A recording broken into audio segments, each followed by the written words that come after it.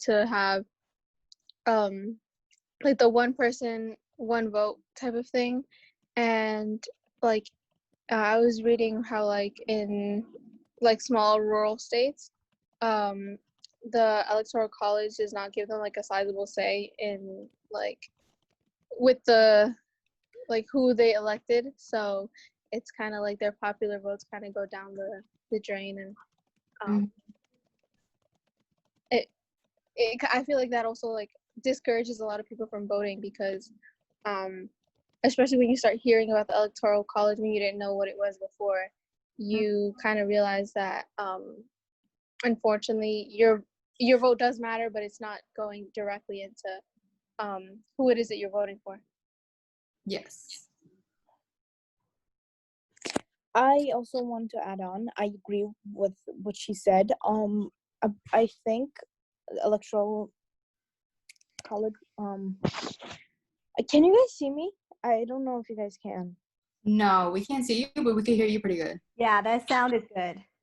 Okay, so Electoral College. I don't think it's a good idea because again, it only gives the the popular vote doesn't really count, but then people who can just the representatives or the congressmen can literally just swing their votes and not represent the people who voted for them, which is messed up. And again, like what she said, it can cause people to think that they're not being represented by the congressmen, and also their vote would not count. So I feel like we should take a great action in changing the Electoral College, because I don't think it's giving enough representation, especially in the 21st century. Yeah, I would understand Electoral College during the beginning of the United States, where people The sound was good, and now it cut out altogether. should be able to vote for the president directly. Maybe I agree with all of the points that was made, and I'd like to say that when Electoral College, I feel like gives too much power to the swing states, but also the states that stay the same with one party. Like I think like Alabama and Kansas, they've been voting for Republicans for like four elections now. So I feel like it gives them too much power, and it's kind of like guaranteed that for those three states are going to vote for the same party. And then the swing states that are in between, that's been voting for back and forth between Democrats and Republicans. I just think that popular vote should be how we vote our president, because it truly gives power to the people that vote, that wants to see change.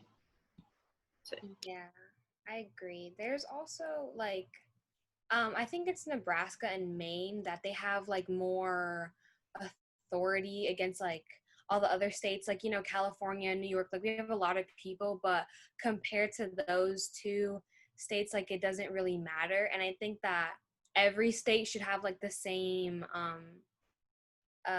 like requirements as they do, because I like really don't think it's fair. And well, like I like agree with what everyone said, but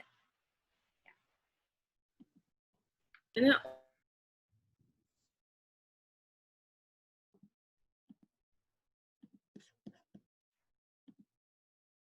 no votes from the Electoral College do they get.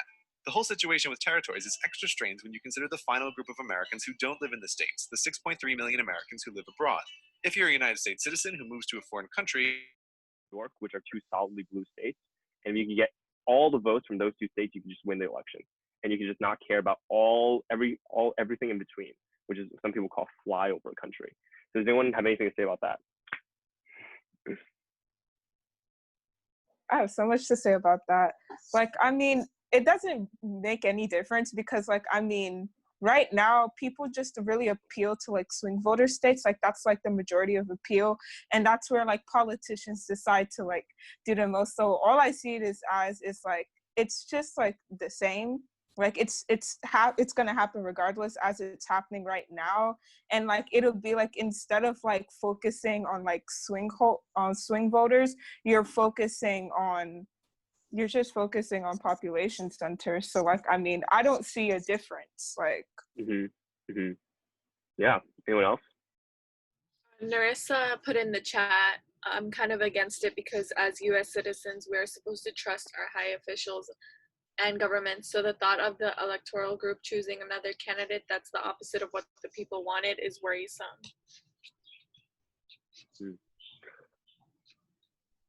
So Catherine says it seems as though only votes in swing states matter. I will push back against the idea that only swing state votes matter, just because we did establish. I don't know if sorry, this is not an action group, but I remember talking in my action group last session that if everyone thought the same way, like, oh, my vote in New York State doesn't matter, and only, let's say, and all the Republicans in this state turned out to vote, imagine New York going Republican, because that's what happened in West Virginia, I think in 2000, is that Democrats just assumed that they were going to get the state, and the state ended up going Republican. So I think a lot of our ideas about what state's gonna go where are based on these like assumptions, and if people act on those assumptions, then that could affect like the results of the election. So, but yeah, that is a great point. We're still focusing on a bunch of states anyway. Another argument for the Electoral College, again, just to spice things up, get some reactions from you guys, is it's more, again, this sort of ties into the last argument, but it's sort of more representative of all the states' opinions across the United States. And people say that if you're against the Electoral College, you should also be against the Senate, because the Senate isn't representative of the U.S. The fact that Wyoming gets 2 senators and California also gets 2 senators when Wyoming has like 2 people and California has like 40 million. How's that fair, right? So if you're against the Electoral College and you want to abolish it, shouldn't you want to abolish the Senate as well? Thoughts on that? I don't know, maybe you guys do want to abolish the Senate now.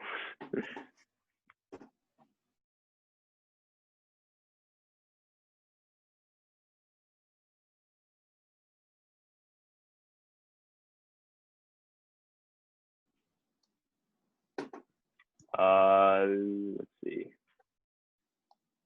Fatu, what do you think?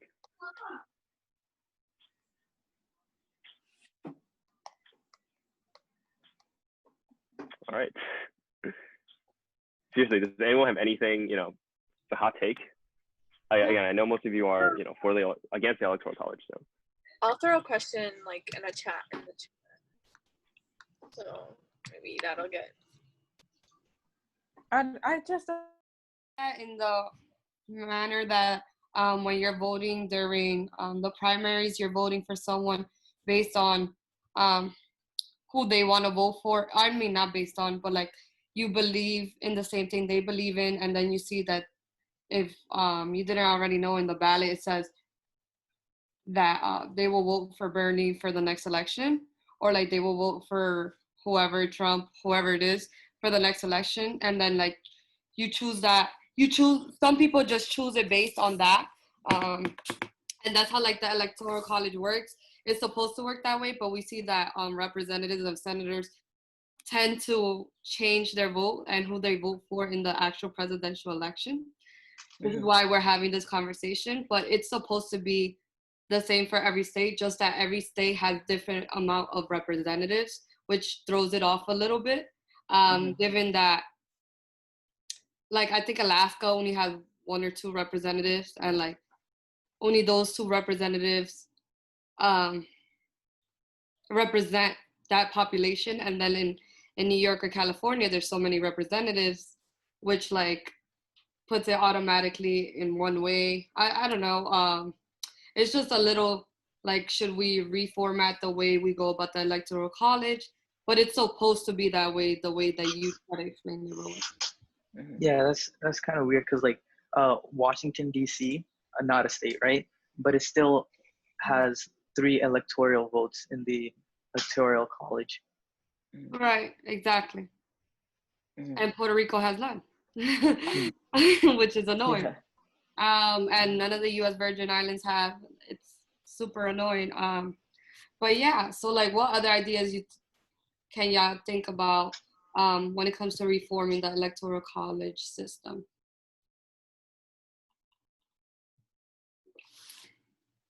Anybody? And you might need to save that for the whole group because the breakout rooms are closing now. But it was a great question. Thanks, Sandra. Thank you, Sandra. Saved by the breakout. Welcome back. Steven, you're on your side. It's really cool. Yeah. Welcome. I'm trying to figure this all out right now. It's actually good to keep us on our toes. You know, the question is, yeah, Christopher was on his side too. Christopher, you figured out how to turn yourself over to one side. Did you do anything magic that you can help those of us who are on one If side? you're on your phone, you have to unlock the thing. Like unlock. Oh, with the side view. Yeah. Steven, so maybe you have it locked on the. Sometimes you have to manually turn it. Or that Yeah. manually turn it, yeah. Yeah, I don't have it locked, but I think maybe I'm okay now. You're good, Steven, yeah. And we can hear you well anyway. Great. Well, hope you had good breakout conversations. We had hoped to do those one-to-one through a really cool technology called Icebreaker, but instead we will pilot that on Saturday, and you'll get to have one-to-one conversations that are a little bit more intimate than we can do in our action groups and small groups. Catrice, want to lead us in a full group discussion about what we. If you can, I can go. I know you're having issues. It's all good. I have the agenda and I'm ready to go. Okay, sounds good. I'm here for you. Thank you. All right. So I hope, like Sandra was saying, that everybody enjoyed their discussion and learned more about the Electoral College. I know I did. So my first question is, what was the most interesting thing you heard or learned? If someone else could just pick them answer, that'd be great. I think Chelsea is raising her hand, but whoever's speaking can go first. And Yassi, could you call on people if people raise their hands? But we can also just feel free to speak. Chelsea.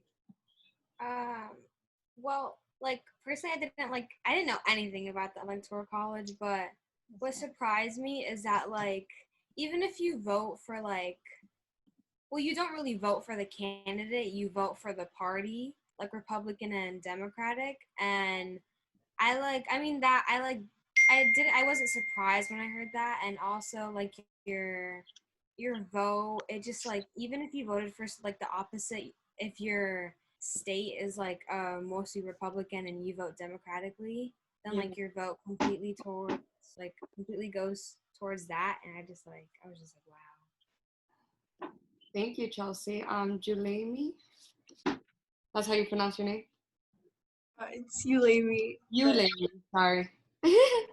Something interesting that I heard was like even though like we vote or whatever, like that doesn't mean that our like representatives will actually like represent us, and like that's something that I saw in the article. It was I don't really remember who, but they were Republican and they voted against Donald Trump, and I found that interesting too, because like you know, like you vote for these people thinking they're like this party or like they believe in these things, but they can easily turn on you during the elections. So yeah. Thank you, Ulemi. Anthony? So here's what blows my mind about the Electoral College. So a candidate can win the popular vote and then yay, hooray, but no, they're not our presidents because now they lost the electoral vote, and now we're thinking, okay, wait, what happened? I thought we voted for this and that, and now she won or they won, and then boom, nope, not the case. And I'm just thinking, why does that happen? And now we're thinking, well, our vote doesn't matter because they still lost. And that's a big issue. And now the next election, they're going to be like, wow, we're deterred because last time we voted, they won, and it doesn't happen. And here's the bigger issue that I find interesting. You can lose the popular vote, but still win because of the Electoral College. And I saw one of those videos where you can simply get 20% of popular vote, 20%. That's like so little representation of voters liking you, and still win because some states are like essentially the big bucks. And like if you focus on these big bucks and then you win. And I'm thinking, well, if that's the case, then it feels more like a game than an actual election. Thanks for expressing that. I know there's a lot of frustration there, definitely. Maisha? Yeah, what Anthony said, yeah, I totally agree with that. Me personally, I didn't like the whole idea of electoral college anyways, as I researched more about it. Like, I just didn't find it fit to work now. Maybe it worked before, but not anymore. And the discussion that we were having, and like Yessi mentioned, how like the vote changes and like it doesn't matter anymore because our vote doesn't count. So it seems like to me that is pretty useless. Like it's just there, and then it's not doing a good job. Like it's not benefiting us, but like it's causing us more harm. Like what Anthony mentioned about like you can lose the popular vote but still win the electoral college, and I think this is what we're facing now too. So I think that this is a very big issue right now at this moment, and I am against it. I'd like to just put it out. Yeah. I think coming off of that point, I'm actually really curious to hear what you guys discussed in your group, and if any of you thought of any interesting ideas for reforming the electoral college system. Within your small groups. Alexandra, do you still want to go? I know you had your hand up before. Oh, I was just gonna answer the first question. I think it ties into it a little.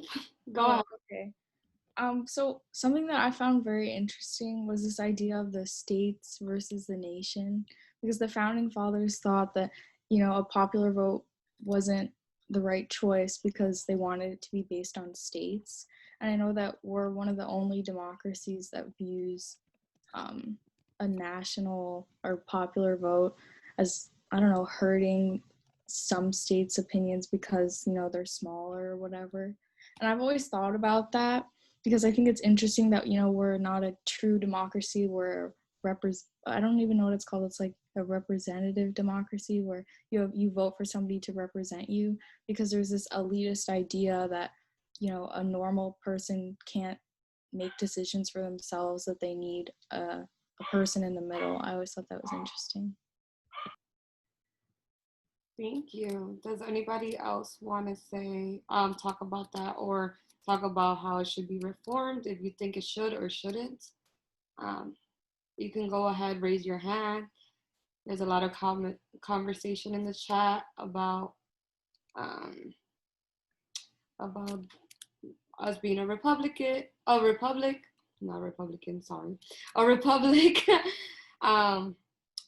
democratic republic. The fact that it is a winner takes all system says a lot.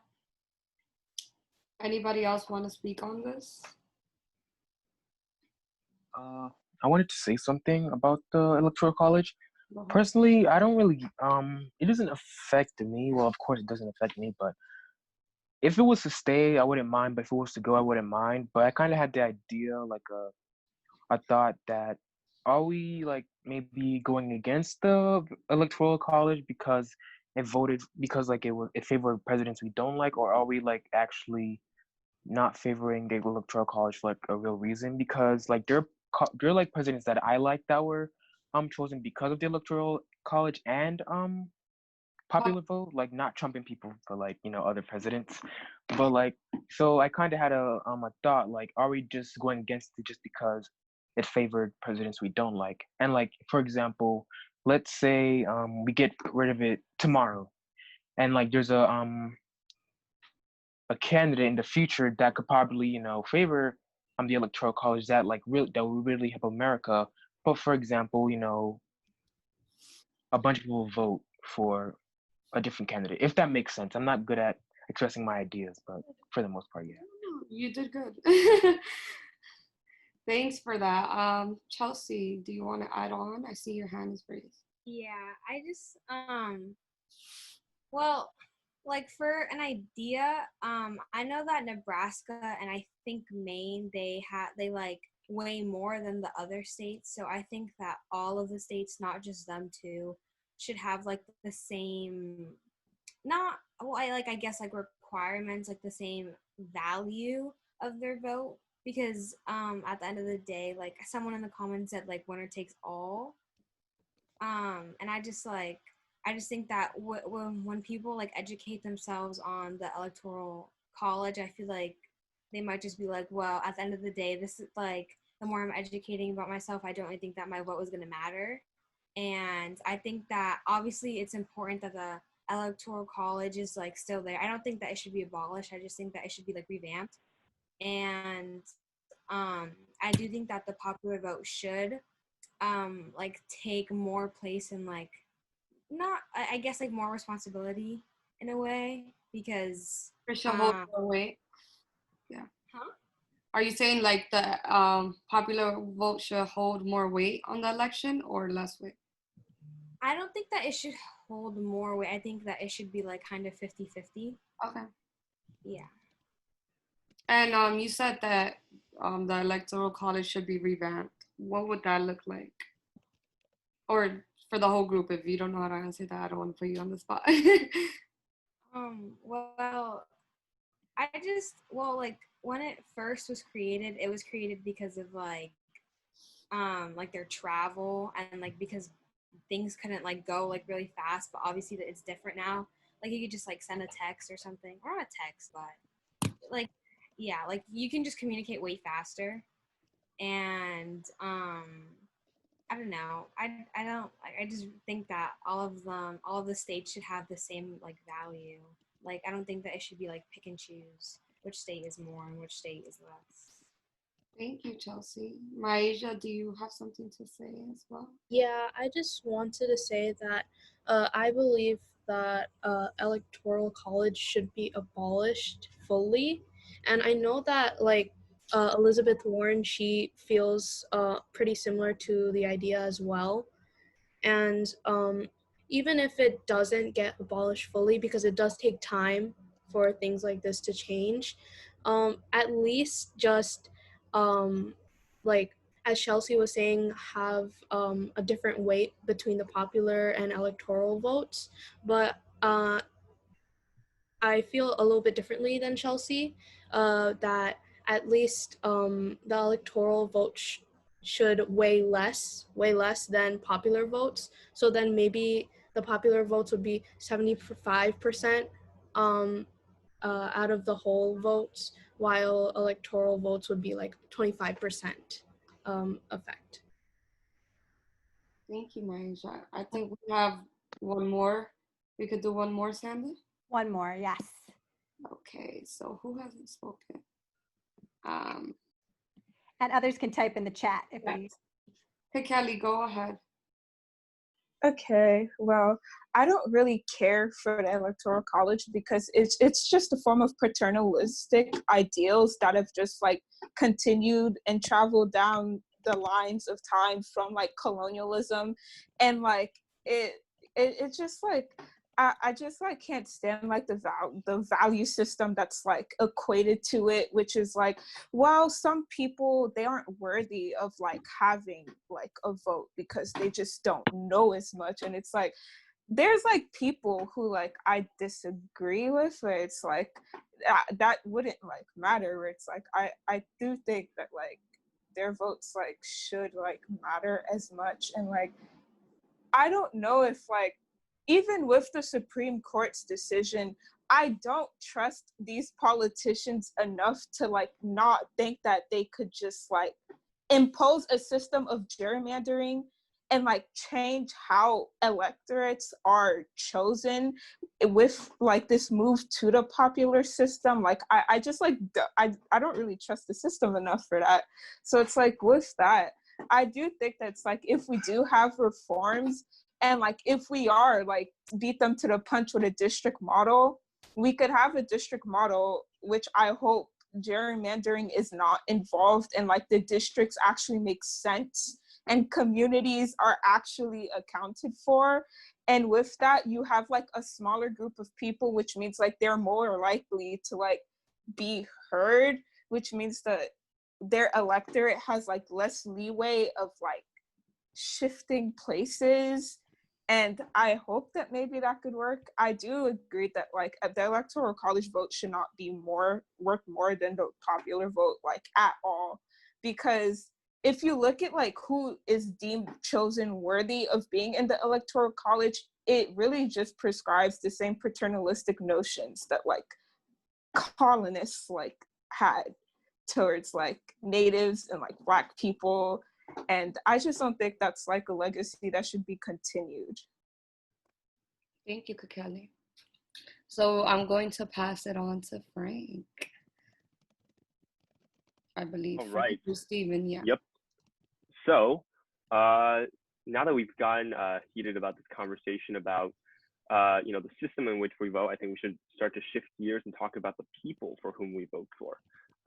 Because the fact of the matter is, come this time of year, every year, our elected officials and people running for office campaign on platforms basically that revolve around a certain set of issues that they care about or that they think their constituents should care about. But if their whole goal is appealing to constituents, how come it is that we don't always know what issues it is they care about and what their positions on those issues are? I mean, if you just take a look at a recent example that I personally remember, I was searching up like people who are running against AOC, right? And one of them, MCC, Michelle Caruso Cabrera, sorry. She didn't even have a separate page for her platform, platform on her website. And so what does that tell you about why she's running, huh? And so the point of this is to say that as voters, as informed young voters, we really should be able to understand and see clearly what our politicians and what the people who represent us actually stand for, what they advocate for and against, and how they feel about the current political atmosphere and the state of issues in our country and in our communities. In fact, one of the main reasons why people don't vote, besides just not being interested or not liking the options, that they just feel like they're not informed enough to make a decision at the ballot box. And so, here at YVote, we really want to create tools and frameworks that can help you guys think through, what do youth care about? What is most important to them about the people they elect? How do you analyze those candidates and, what they'll do in terms of those issues? And how do you keep track of their progress even after they're elected? And so that's what we're going to focus on this session is what issues do we want to focus on? What issues do we care about and what our opinion on those issues and how those align with politicians that we care about or, support or do not support. Now, you might all think, why does this matter? Why do we care, what issues a candidate supports? Well, look at the 2016 election. I think chances are that, a lot of people who voted in the 2016 election, I would say even for both sides, but, mainly for Donald Trump, voted not because he had a particular stance on issues that they really liked, right? I mean, I'm sure you guys can all think about ulterior motives why people, Americans would vote for Donald Trump. Some include the fact that, there was name recognition from the fact that he was a celebrity, and that sort of contributed to his, sort of outsider status. So he's not a Washington operative and who, knows the way around the swamp, but no, he's going to drain the swamp, right? Or, they just thought he was, a funny person on the debate stage. He was just destroying people left and right. He was making these really politically incorrect, but snarky, but funny comments, right? That, honestly appealed to a good deal of Americans. Or maybe, they just didn't like Hillary and they didn't like the other option. And so they, 10% of Bernie voters voted for Trump. And so, what does that tell you about why people vote? And so clearly his lack of, his lack of a track record or any experience in Washington didn't matter to voters. So, I want to pose the questions to you. What do you think are the most important qualities in an elected official? Anyone?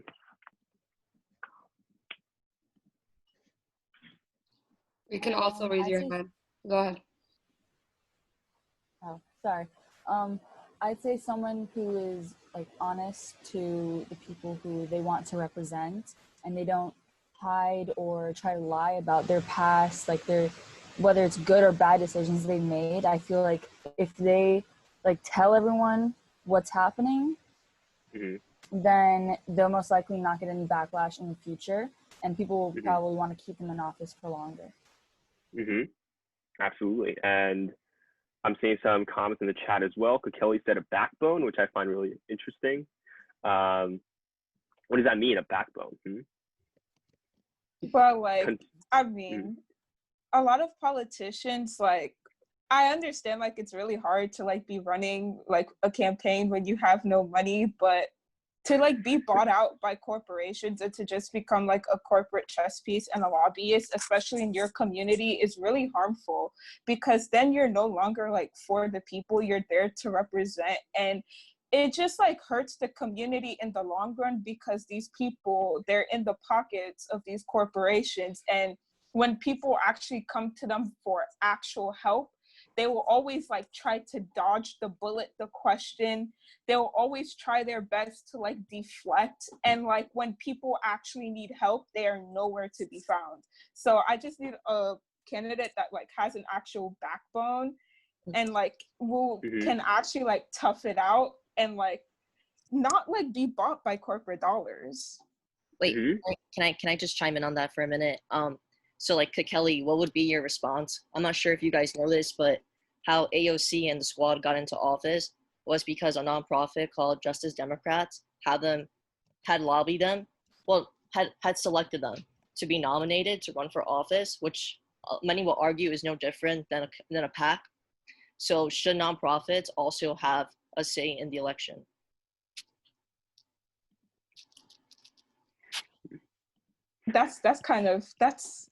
I mean, that really depends on a nonprofit, because like, are we talking about like a college board type of nonprofit, or like organized by people, like a community-based nonprofit? Because I can understand a community-based nonprofit if it's like you're like behind like this candidate, it's like the community coming together, it's like grassroots efforts, because it's like that's one of the ways in which you're able to beat big dollars, because like you do have to get the money somewhere.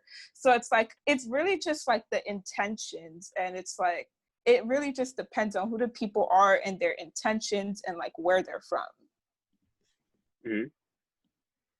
Yeah, I mean, money in politics is a really sticky issue, as we all know. I want to move on to some of the other questions about this is a very heated issue. Do you guys like think it matters like the qualities of a politician depending on what level of government they serve? Maybe a lot of you said respect, consistency, integrity, commitment from people. I see quite a few people have their hands raised. Maisha. Yeah, so I think that no matter the level in the government you are, you should always put your 100%, and that no matter just because you might be lower than the president doesn't mean that you shouldn't work as hard as him. You should be ahead. You should be with the times. You should understand like what is the best way of reaching out to people, and understand the struggles of the common person.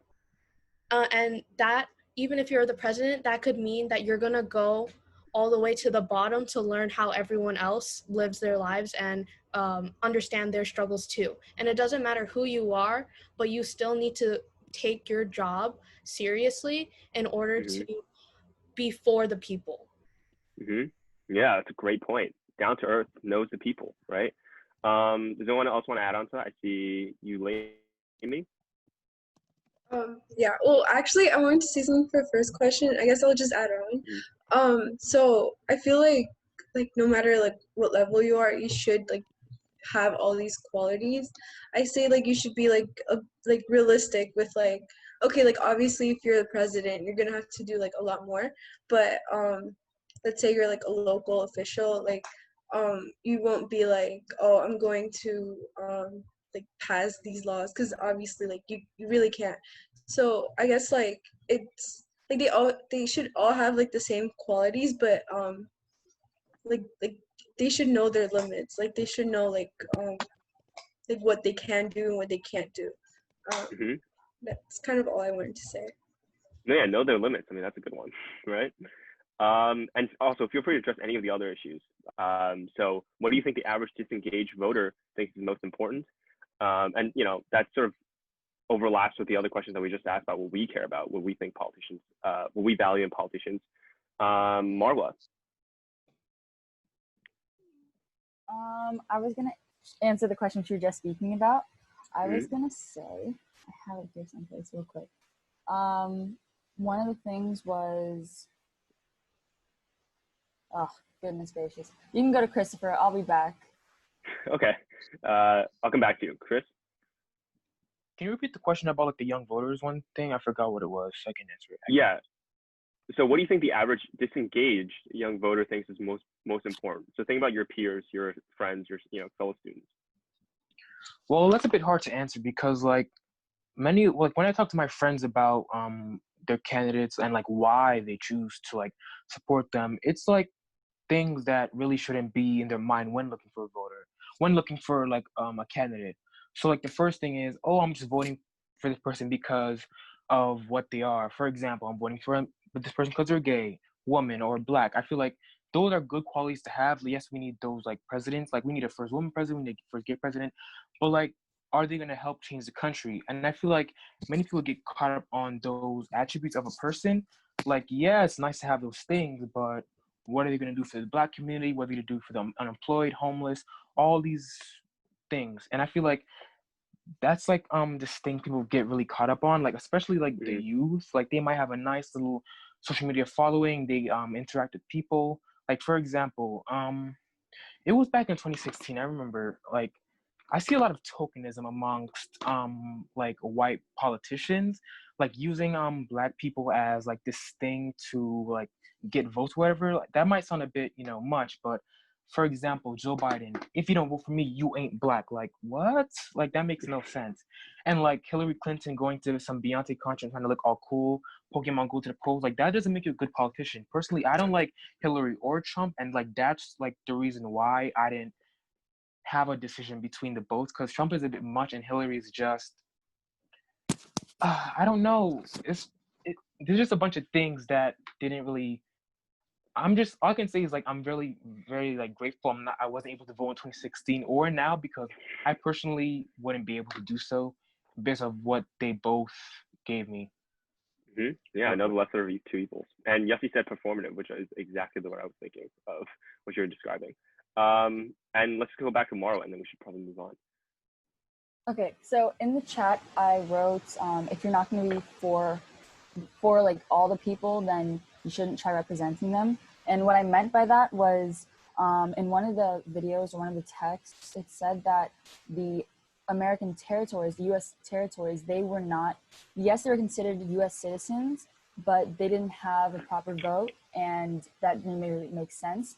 So I think that if you are going to say, like, I'm for the people, I'm what you guys represent and everything like that, I want to represent you and take your opinions into consideration and everything like that, then you should first start off by getting the people who live in territories a proper vote, since they also live under all of our rules, and they should have the same amount of like voice in what happens when it comes to political issues. Yeah, I mean, I think that's more of that's an issue that our politicians should work to fix, right? That every citizen of this country has representation. I'm seeing in the chat a lot of talk about Kanye. I was actually going to bring that up about maybe we could discuss what he has that appeals to young voters, but we should really move on because I think we're quite behind. So I'll pass the mic over to Steven. So yeah, I mean, we are just a bit behind, but it's okay. I think you guys have brought up an interesting conversation, and definitely like serious issues too. And I'm still having trouble with like Wi-Fi. So yes, would you mind screen sharing, please? Of course. Let me go ahead and open it up. Okay, awesome.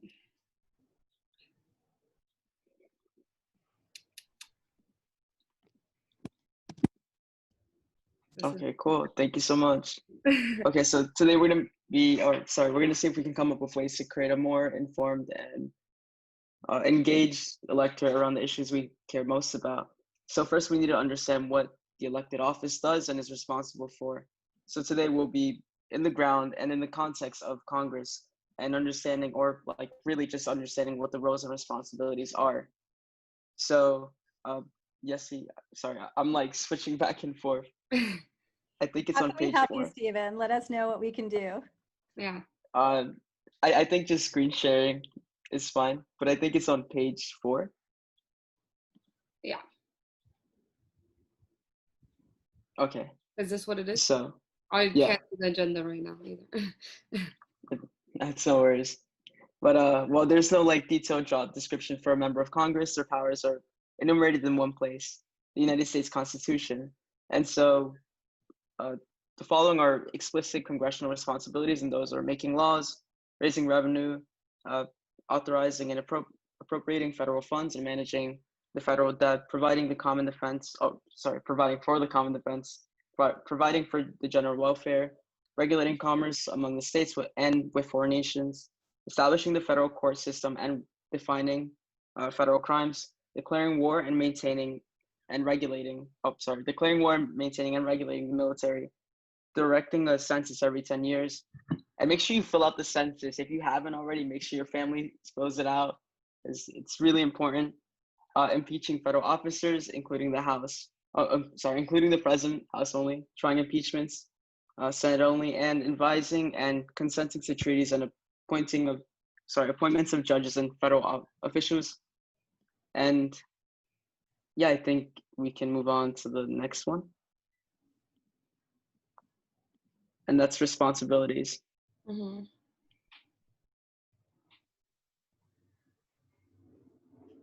Okay, so as for the responsibilities, serving as a trustee of the nation comprised of more than 325 million people spread out over 3.8 million square miles, members of Congress must also perform a myriad of responsibilities in addition to those enumerated by the Constitution. And those are representation, legislation, investigation, oversight, management, politics, collaboration, and leadership. And so if you want to learn more about that, we can share a guide here later on, or we can share it in the Slack. We'll put it in the Slack. Yeah. Thank you so much, Sanda. So after reading all of that out loud, I want to open up the floor, and you can share it out verbally or in the chat. But I want to ask, what do you guys think about all of this here, whether it's the responsibilities or the constitutional requirements for a member of Congress? Could you go back to the constitutional requirements, please? I just Of course. Thank you.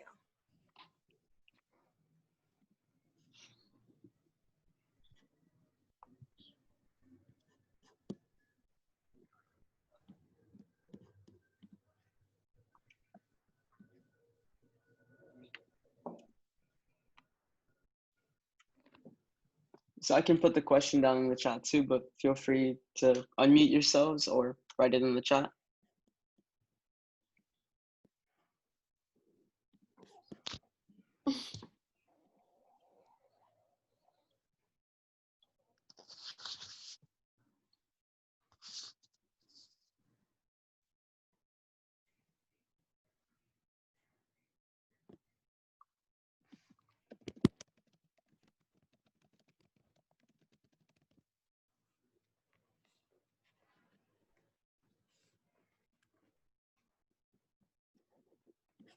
Again, so just looking over all these congressional constitutional requirements, I get that the chat is, you guys are really excited about this conversation about Kanye, but if we want to stay on task and look at what's in front of us.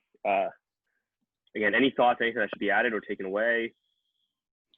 We can also, if there's not, we can circle back to this later, and sort of soak it all in. We've got a lot of knowledge in our minds, this new stuff about the Electoral College, a lot of word salad here with the constitutional requirements. So if no one has any thoughts, we can go into our next section. Yeah. I just have like one, but I don't really know if it like makes sense, but well, I don't know if you would like put this in like the constitutional requirements, but it's like human rights first before like the economy, money, like all that stuff. Because I think that a lot of the times people confuse human rights with like politics, because human rights is something that you should you should have, not even as a citizen, but as a human, as a person. And I think that people confuse that too much, and it's disgusting, but Mm-hmm. It's a great one. Something I would like to add on, I guess, would be I guess like in a way like have like some experience with like politics. Like I mean, yeah, like I guess like for like like the majority of people who are like senators or like representatives, like they went to college or whatever, but like it's not necessarily like a requirement here, and that kind of like goes in with like the presidents, because like I guess like Donald Trump and Kanye, like they don't really have like anything to do with politics, so that should be really important like here and for the presidency. Yeah, I think that they should like make a test before you run for mayor, Senate, House of Representatives, president. There should be Yeah. like yeah. Yeah, like an actual test, not just a test that a fifth grader can pass. In that vein, and we didn't have time to get into it in our conversation about the electoral politics, the Electoral College today, but we'll put it in the chat. There was a campaign in 2016 to get 37 electors to defect and to not support Donald Trump as a result of him not being fit for office, because there is actually a constitutional language about fitness for office that many felt that Trump did not qualify for. So the fitness piece is really relevant. But it doesn't have take a test. So I think that addition is nice, right? Who defines what fitness is? So it's interesting to think. We wouldn't have the college board make it though. I think we can all agree on that. Do you think that even, I think like with Kanye, who's possibly going to run for office, do you think that they would use exactly the same thing which you were just speaking about from 2016 when it comes to him, since people sort of think it's a joke? Do you think they like apply the same thinking, reasoning? Or would they take him seriously? What do you think?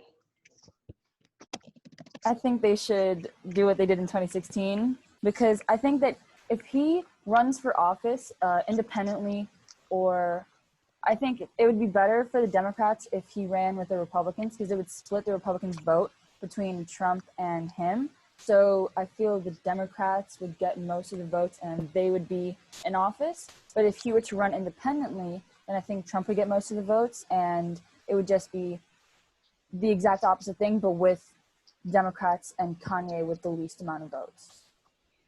Yeah, and I just put we're going to be splitting into our small groups, but I put a link to a chat by one of our Next Gen Politics teens who wrote about how, because he would only qualify for independent, and how even just a minor fluctuation, even people who, wrote him in as a joke or something, that could actually really throw things. So it's interesting to think about the very serious consequences of these actions. I wanted to answer the question from before, the little, well, not it wasn't like the test, but they did do it for Trump, but it didn't do anything. Like only one person changed. Like they're still Republican, but they just didn't vote for him. And I think that even if that is still run by, it doesn't do anything, because obviously Trump is he was our president for 4 years, unfortunately. That's my opinion. But I just think that those things don't really do anything, and even if it's a test what's it called? Trump almost got impeached and he didn't. There was evidence and stuff. So I think that all these things, they're just they're out there to not scare people, but to just remind people, but they don't do anything. So I don't really get the point of it. But that's just my opinion.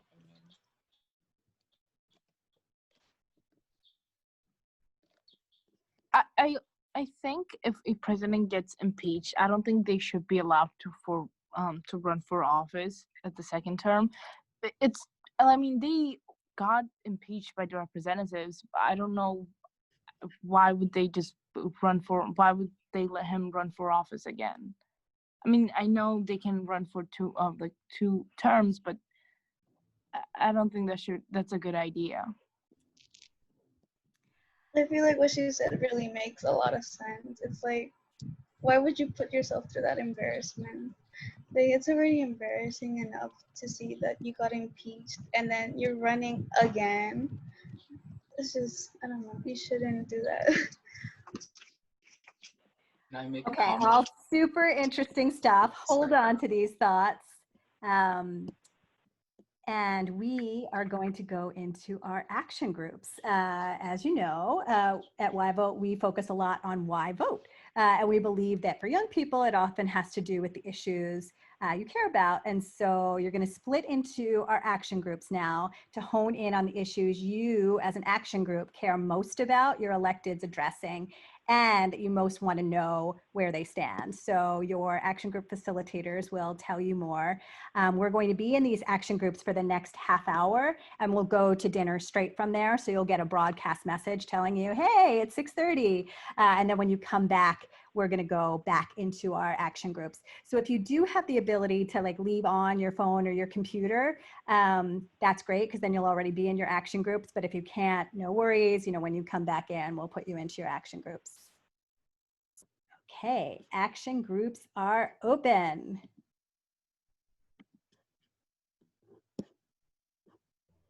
I'm in the wrong, like asylum and stuff like that. Mm-hmm. So yeah. Mm-hmm. And to add on, like, I know that the wait to get a green card, like, for example, it took my grandmother like almost a decade to get her green card to come to the United States. It can be like really long. It can be a long wait, and it can be so unpredictable. Like between those years, between when you apply and when you actually get it, what happens in between those years can be really unpredictable. Mm-hmm. Oh yeah, can I just add on to what he said? Yeah. I have a personal experience with this because we filed the application like 5 years ago, and we didn't hear anything until this year. Mm-hmm. And then we heard something about it this year, and it turns out that we had to go back to like our country and have everything done there, which we didn't expect that. Right. Then like a lot of money was wasted. It's so expensive. Mm-hmm. Like talking about how much it costs for everything is just like makes me it makes me want to cry, because it's like, how can people afford this if they have families? Mm-hmm. Yeah. To add on, sorry, go on.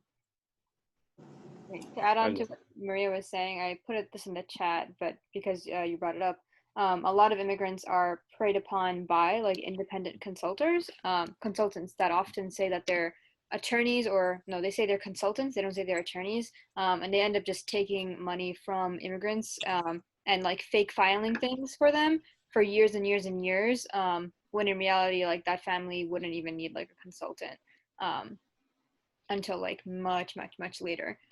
So that's like a popular practice. To talk again. I'm talking a lot, but yeah, exactly what you're talking about. Well, I guess we sort of, not scam, but we weren't told everything, and like there was this policy where like if you were here for like 180 days or something, that you could change your status, and then you wouldn't have to do anything or go back to your country. And we weren't told that. We weren't told a lot of things. So my mom wasted a lot of money on the consultant, and then she ended up just dropping the case completely for no reason, which was like so unprofessional of her. That is definitely a scam. That is yeah, that's exactly, that is fraudulent behavior. But no, exactly. So like lack of protection for immigrants, I feel like is also a huge thing.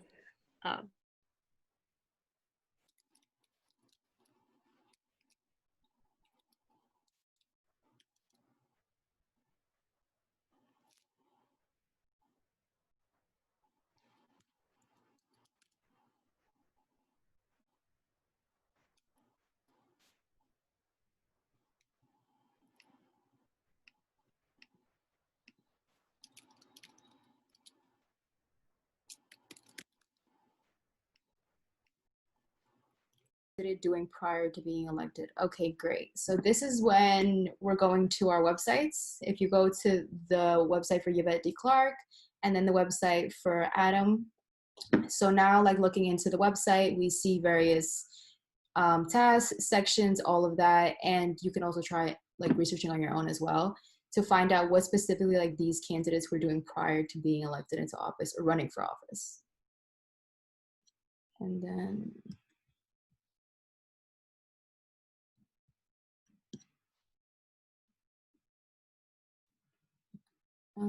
and Chrisanne, can you update us on like the group work? Which part of it? I know we're supposed to split up into 5 groups. Is that after the dinner? Yeah. Okay, great. So for now, we're just working on Not the 5 groups are across the 5 action groups, not okay. within your group. Great. You're good. Thank you for the clarification. Okay, great. So now that we're all like looking at the campaign sites and looking at the candidates, are we finding anything that they were doing before getting elected into office, whether it was politically related or not?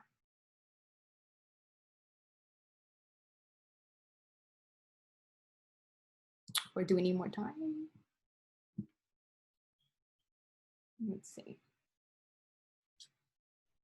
Well, it sounds like Yvette Clark has past experience. Like she has done work for Homeland Security and like the Congressional Black Caucus and the Immigration Task Force. So we know that she has had like prior experience holding public office and being involved with other political organizations. I'm sorry, I'm not sure if it was just me because of my Wi-Fi, but you cut off there. Oh, sorry. I was just saying that she's had prior experience holding public office, like being part of the Congressional Black Caucus and also member of the Homeland Security Committee. So she's had past experience.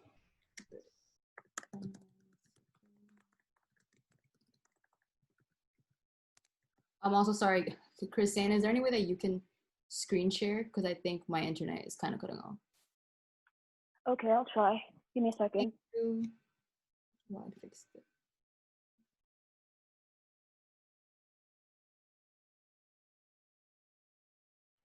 Did you share the document with me? Can't hear you. You're on mute. Sorry, I'm sharing with you right now. Okay.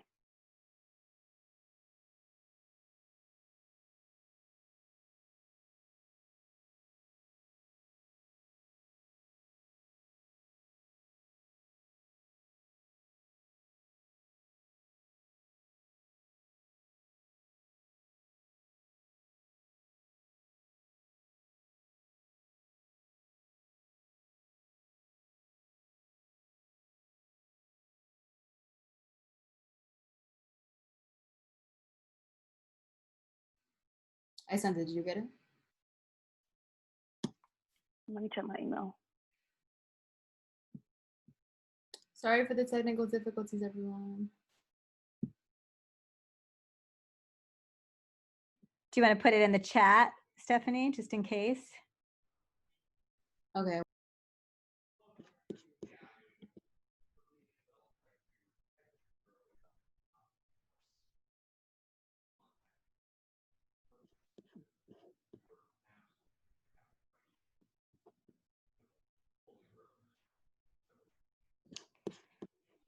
And Chrisanne, let me know if you can't screen share, I can try to do so. All right, give me a second and we'll see.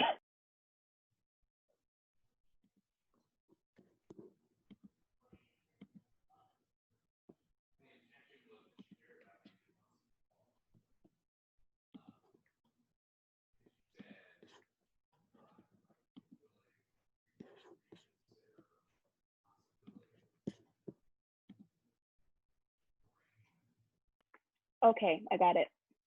Yay.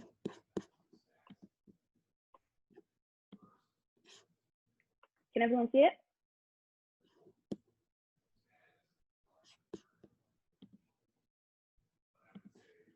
Okay, we're on question 4, right? Yes.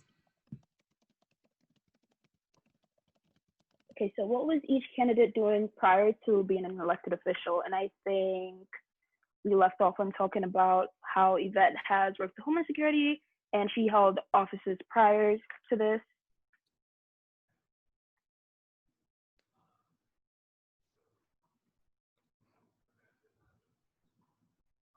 Anything else?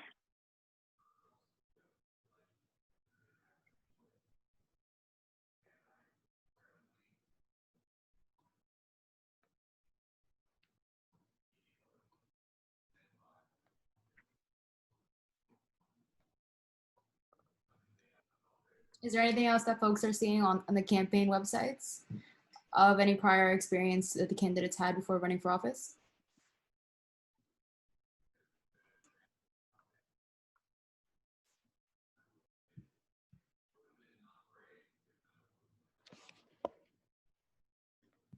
I have information for Adem. It looks like he was like really dedicated to giving back to like African American communities. He helped people get jobs, like youth find jobs, so they would understand the importance of finding and keeping jobs, since employment has been a really big issue in the U.S. It says he was helping low-income families in central Brooklyn and revitalizing undeserved communities throughout Brooklyn. So sort of the Crown Heights area, and I think just Brooklyn, New York, predominantly he works in.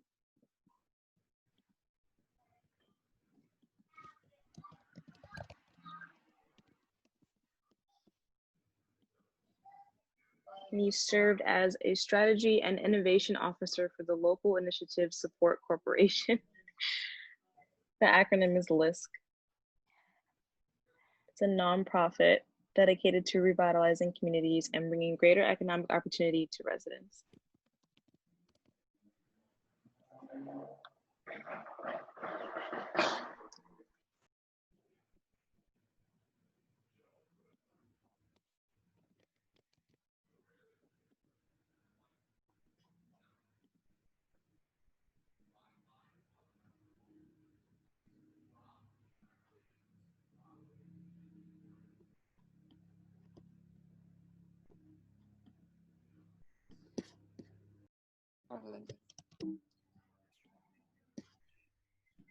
How about Carolyn?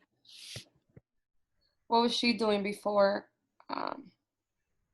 she's running for office, or yeah, prior to running for office? Did it have any information on that, or did anybody get to read that part?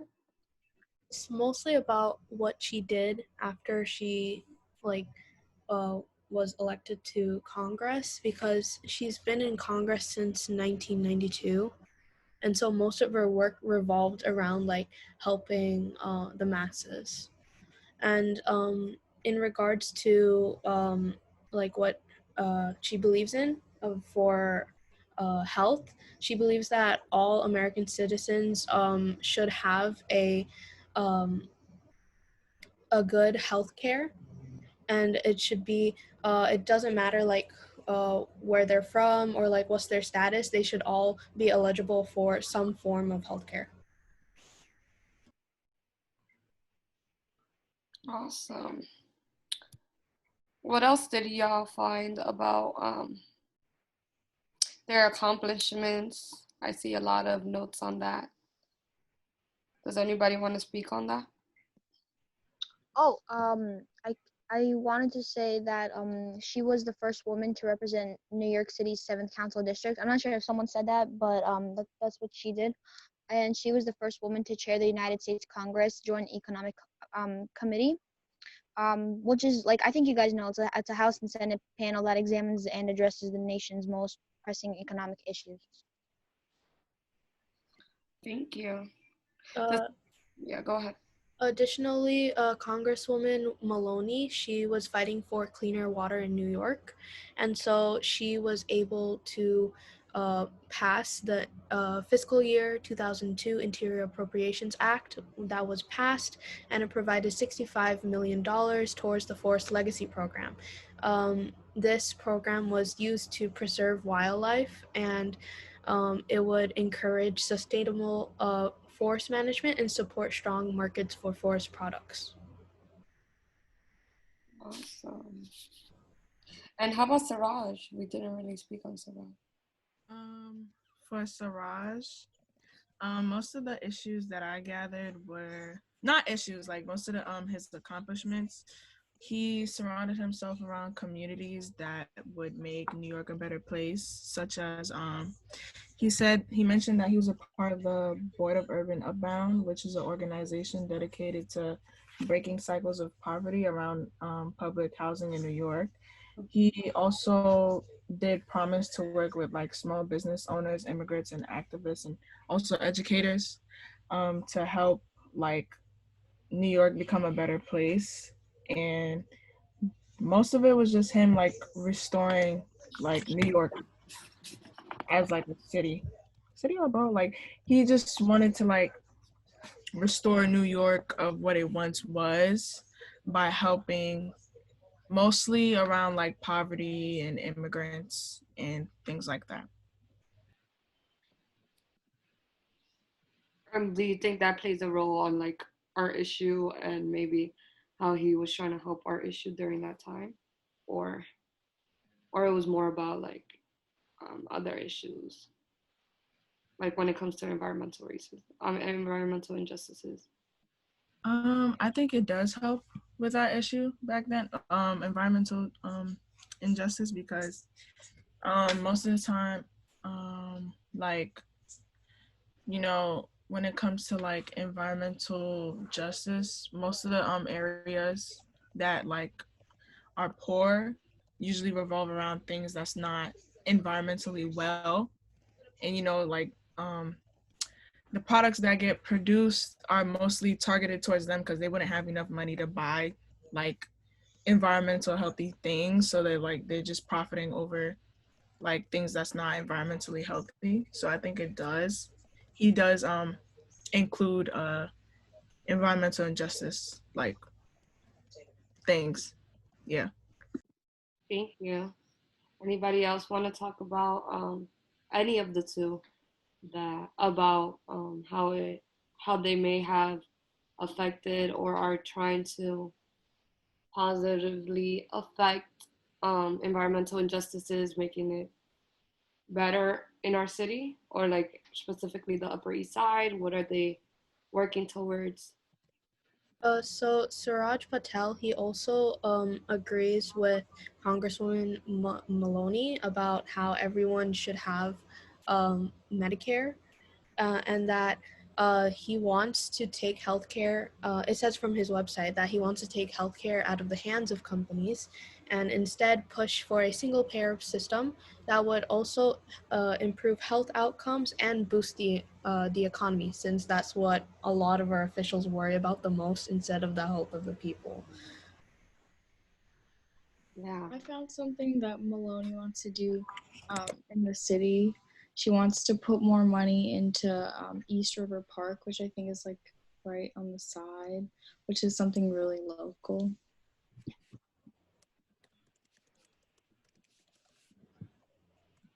Anything else?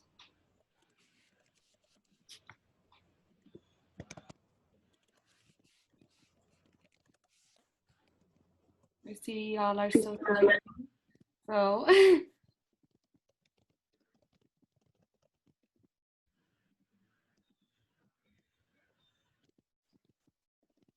so after dinner we're going to talk about what they would do in the future. So you can go ahead and turn off your cameras or log off and come back. We prefer you just turn off your camera so it's an easier way for you to be on Zoom at 7:30, but we'll get back to this at 7:30. So enjoy your dinner. Yep. Have a nice dinner, you guys. And good job, by the way. Loving all the information on the doc. I see a lot of productivity. And I'll see you at 7:30. Advertise and market and make it appealing and understandable. And we're basically going to come up with like issue scorecards. Well, we kind of did one, but we're just going to go more in depth with it. And it's just building on everything that we did so far. So nothing too different. So we can just keep the conversation going, if anything.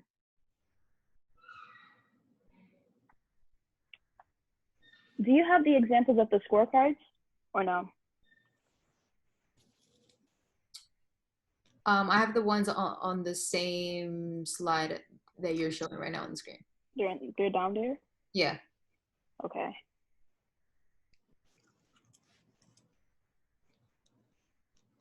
Am I blind? I mean, from if you go all the way down, like there's the examples. All the way Yeah. down. There's gonna be images. Why am I doing this with my cursor? Wow. Right there, right Here there. we are. Okay. You want to explain it? Yeah. So basically, like, this is just one example of an issue scorecard, because there's many examples, as Christina's going to show later. But I think this one is pretty straightforward. So at the top, we have all the candidates. On the left side, we have the issues. And then as you scroll down the rows, you have how the candidates feel about the specific issues on the left. And then next, we have another version of this where the candidates are graded. As you can see by the letter of the grades on the right. On the top right, we have the candidates. And then on the left, we have how they feel specifically under the heading. So government values, health, safety, education, government funding, government acts. And the final grades are at the bottom in red. And so you see screaming, how they gave Romney an F. and I think here's another one. Oh, continue. No, I was just gonna say that, like, we can see the clear differences in the two already, because the other one, like, didn't have the grades. The final grades, you can see, like, how Christina just said the F, and I just said, like, oh, because we know. This one is a lot more colorful. It's more like visually attractive, I think, at least. At the top, we see the issues in red: immigration, fair justice. We see the two candidates, Bernie Sanders, Elizabeth Warren. Then we see the scores on the right of how they feel based on the left categories. So record, analysis, alignment, viability. And then we see the final grades at the bottom. And those are all the examples we have. But yeah, basically just to show, like, the differences in how the issue cards are approached. So it depends on your target audience, on what you're trying to do. If you're trying to do in grades, just straight writing, if you're trying to make it, like, visually attractive, and how to captivate voters in order for them to have all this important information, but for it to be simple and accessible. So now we're gonna make our own. Yay! Okay, let me stop sharing the screen. Yay! Y'all are so unenthusiastic. Y'all making me embarrass myself. Stop it. I got you with the other enthusiasm. We're bringing the energy. Okay, so I think we'll just do a shared doc. That should work for everybody, right? Yes, and then we can divide it into 5 groups. Okay. And I'll also share the links to the websites we're going to be using through the chat right now.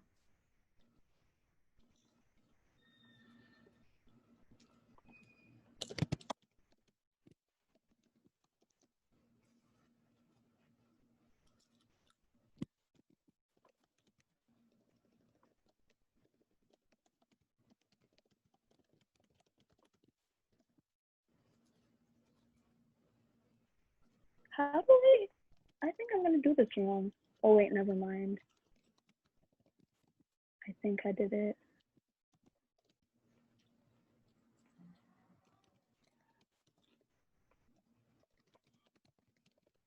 Okay. So we'll make our scorecard in that doc I sent. Let me know if you guys can actually edit in that one.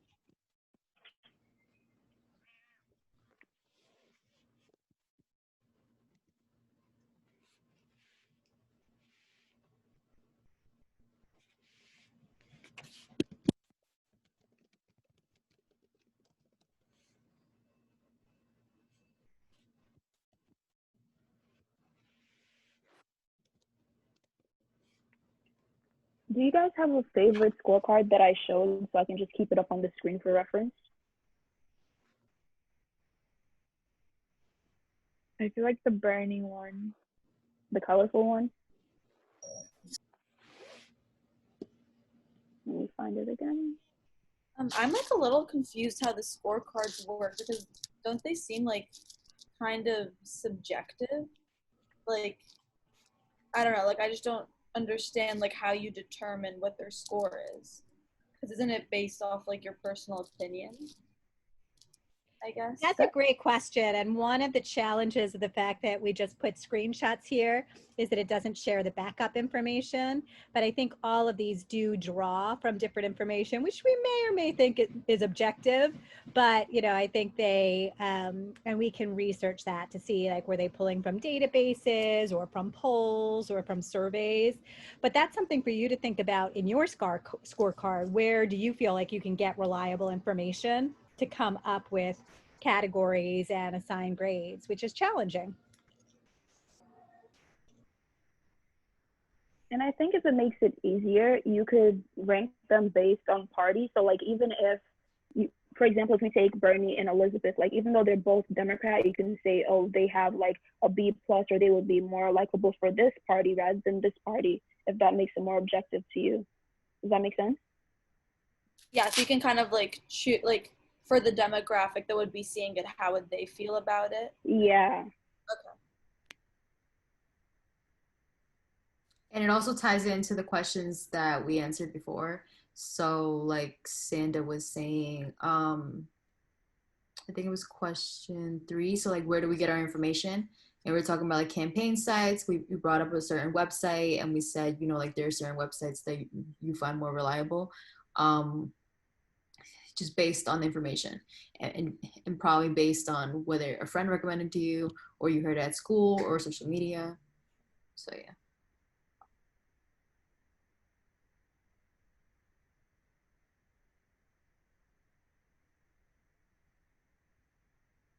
So is this the one that we're feeling like most inspired by?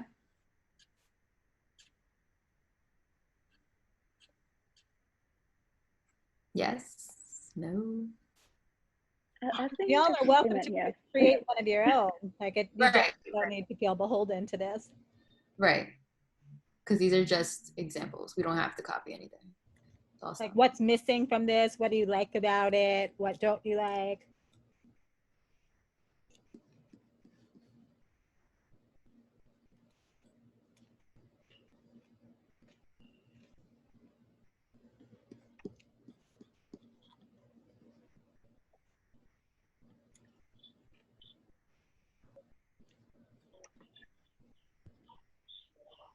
Is anyone confused? Because I feel like y'all are confused and not saying anything. Infrastructure in New York and promised a better future for New York by lowering the rent costs and helping individual families to bring up the economy. That was that. So he really did a lot, and he stood up against for the people that didn't have a voice. So I feel like he would be. That's why he's a good candidate. That's it. Okay. One last person to comment on what stood out to you on what these politicians were doing beforehand before going into office. My politician was Jamal Bowman, and he wasn't in politics before he ran. He was a middle school principal, and I thought it was really cool that he just did it without having really like a background in it, and it was more because he was invested in his community and he wanted to see change for the people in his community and to be involved. And the person who he was running against wasn't really involved in their community, even though he was elected official for like 16 terms. So I thought that was cool. Okay, so on to the next question that you guys answered. What are some of their key accomplishments? So I'll share my screen again. Can you guys see it? Yeah, so yeah. Okay. So you guys wrote what were some of their key accomplishments? So what about one of their key accomplishments stood out to you?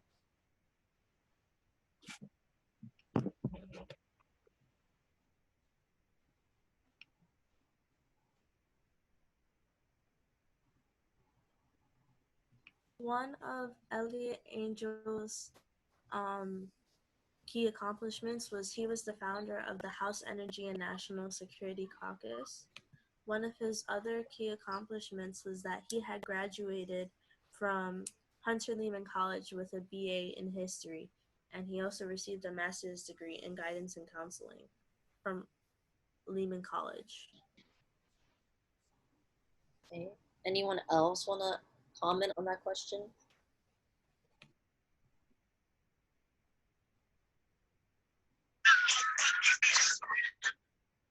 Okay, so we could go on to the next question. So for primary platform election goals, what stood out to you guys and the candidate you guys were researching? Well, mine was Bunkadeko. I don't know if that's right, but a lot of his things directly aligned with our issue group and like affordable housing and rents and student debt, which was in our list of things and stuff like that. And I thought it was really strong, and he addressed a lot of the issues that we would care about. Anyone else want to add? Yeah, so I have Richie Torres. He said he would like try to he would like to climb the ladder of like, you know, politicians and stuff, so like go higher and higher. And he basically talked about trying to be a champion for the urban poor. So probably like talk about problems that face the poor people of America, or like in New York City or in his district and things like that.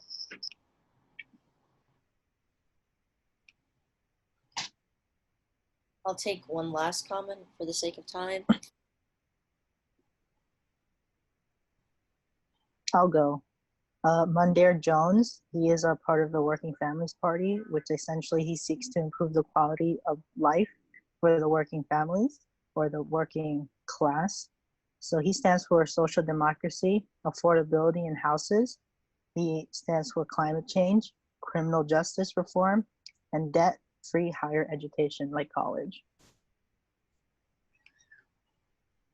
Okay, so for issues that they have made public statements on, what did the politicians you guys researched said?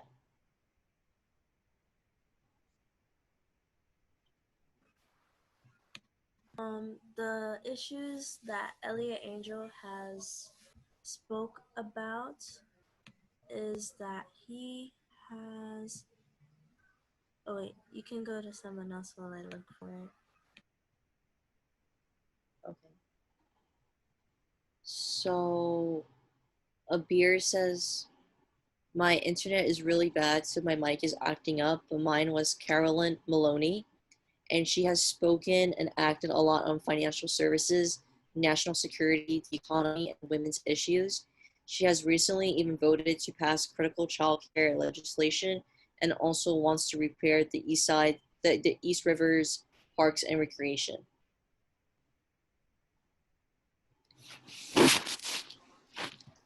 Elliot Angel has, the issues that he's spoken about are that he supports the LGBTQ plus community. He also supports Planned Parenthood and the Human Rights Campaign, in which he has voted for to be passed. Okay. Yeah, really great, guys. Any other final comments?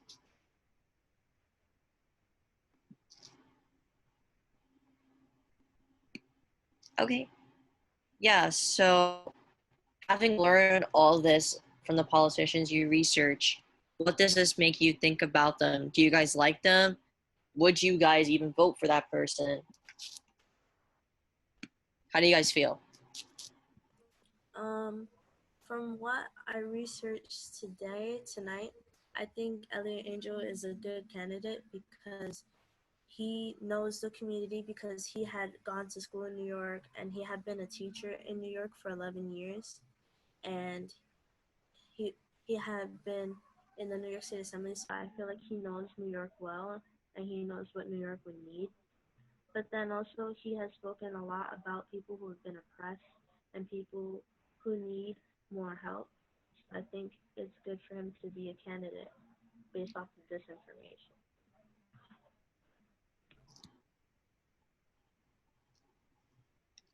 Anyone want to chime in on that?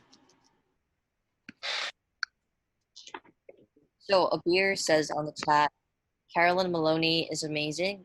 She has done so much before and after she got into the New York City Council and then the House. After being first elected to Congress, she has finally been recognized as a national leader with so many effective accomplishments. She's the first woman to represent New York's 12th congressional district and other districts. She has been involved with so many committees and even wrote a book and has been seen in film. I can't believe I haven't even heard of her, but I would so vote for if I were able to. Okay.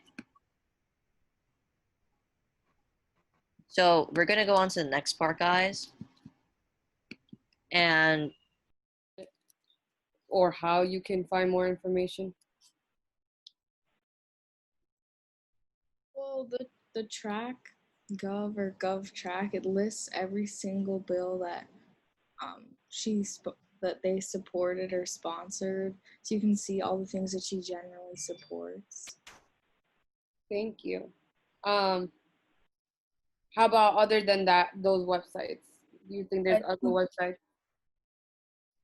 I think like you can go to like if there's a competitor for running a candidate, you could go to their website to see if there's any information about the other candidate, and you can see both sides of the, you know, what they're running for. Thank you, Fatu.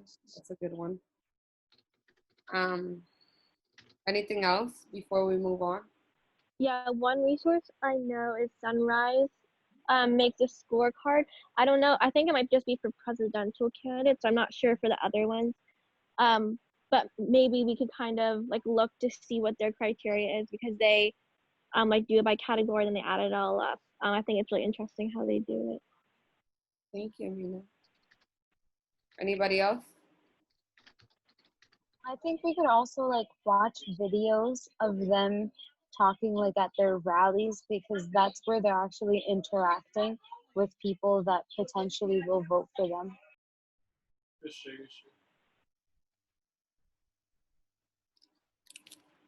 So watching rallies, right?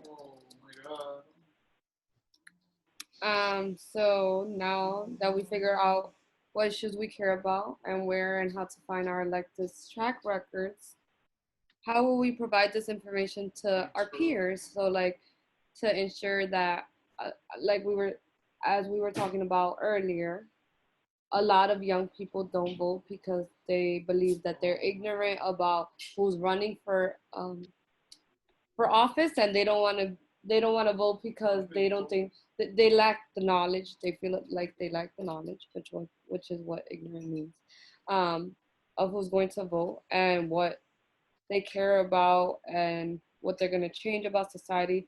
So we're trying to translate this on a scorecard to make the youth lives easier by giving them just a scorecard that entails what each candidate will do or is planning to do when they're elected, or what they believe in or what they've been believing in.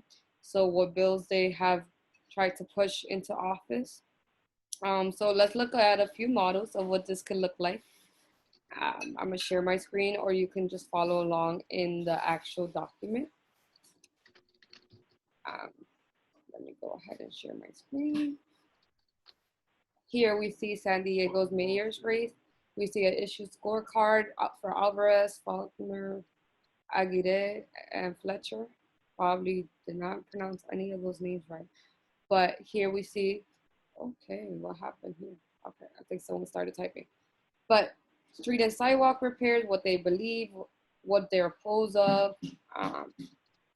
So this is like a scorecard that talks about medical marijuana, all of that. And then we see this type of scorecard where you're actually grading them, like if it was school. Recognition of the U.S. as a secular nation. This is for the presidential candidates back when, I think it was 2008. And we see that they did it based on what they believe in. So like if you believe in separation of church and state, and Obama believes in that too, you would give him an A because you believe in the same thing. You're trying to figure out who's the candidate you're trying to vote for and who resonates to your beliefs as much as much as possible, because that's the person you probably want for you, so that they can represent you in the Senate as president or whatever the case is. Then you see the final grades, and voila, Johnson ends up being your candidate because he matches or you resonate with what he believes in. Another way can be like this. You have Bernie Sanders, Elizabeth Warren, about immigration. You could do it out of a certain number. It's like a rubric, and then see what grade they would get. So what do you like and not like about each of these? Have you seen any other scorecards that you've liked? So which ones do you like?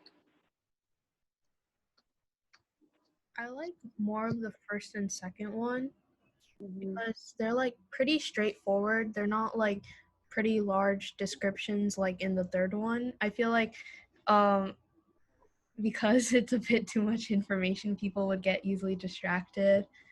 And so the first two, they're like pretty straightforward, so people would be easily able to understand the issues quickly if they saw the first two. Thank you, Malaysia. Who else? Anybody else? I feel like I like the one that's on the screen right now because it's more simple and like it will. I feel like it will attract more eyes because, like I said, it's simple.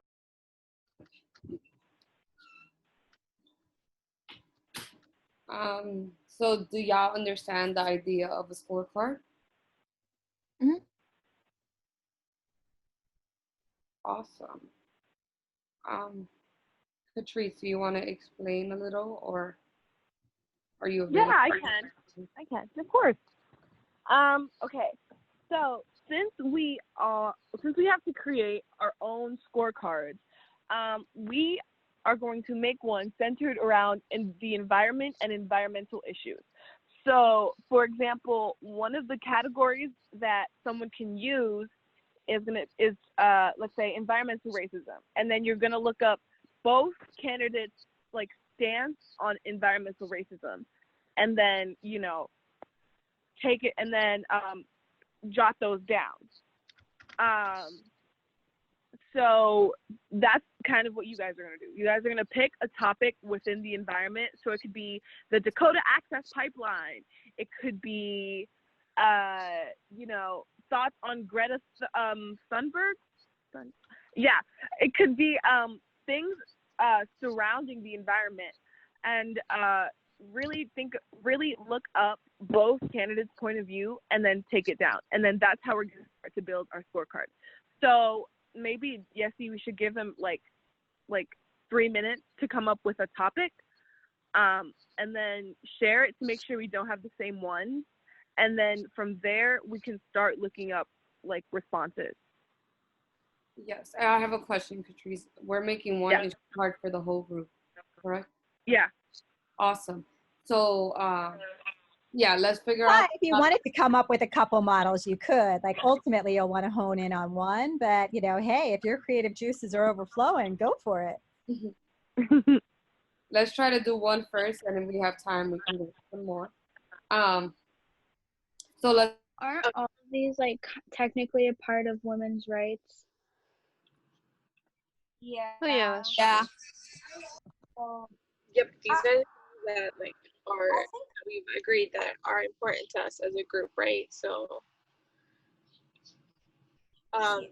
we can always add more columns later. I can always fix this up, but just to get us going. So we said that we liked how the last one had like a vision. So do we want to have that for our scorecard? Do we like the idea of having like a kind of group statement about what the group is looking for, what the group wants to see? Yeah. Yeah. Yeah. Okay. So I'll make a space for that.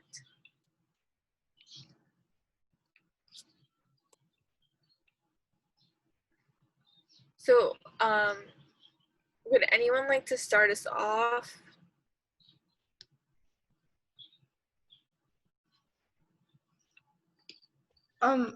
Wait, how are we writing this? Like, do we state like what they like said, or do we quote something like from a speech or something? That's all up to you guys. Do you want to like write down a quote? Do you want to write down what they said? This, however you guys want to like have this work out. Is you guys want to grade them like that? Grade them based on what they've said? Grade them based on their actions? It's all up to you guys. This is like And think about for like what information sources will be relevant for you and your peers, you know, like what's considered reliable, right? You know, why we want you to create these is that, as you can see, like there's not great sources of information that are really youth friendly. And so we want our scorecard to be something that any first time voter could look at and feel like, oh, now I feel better equipped and empowered to vote.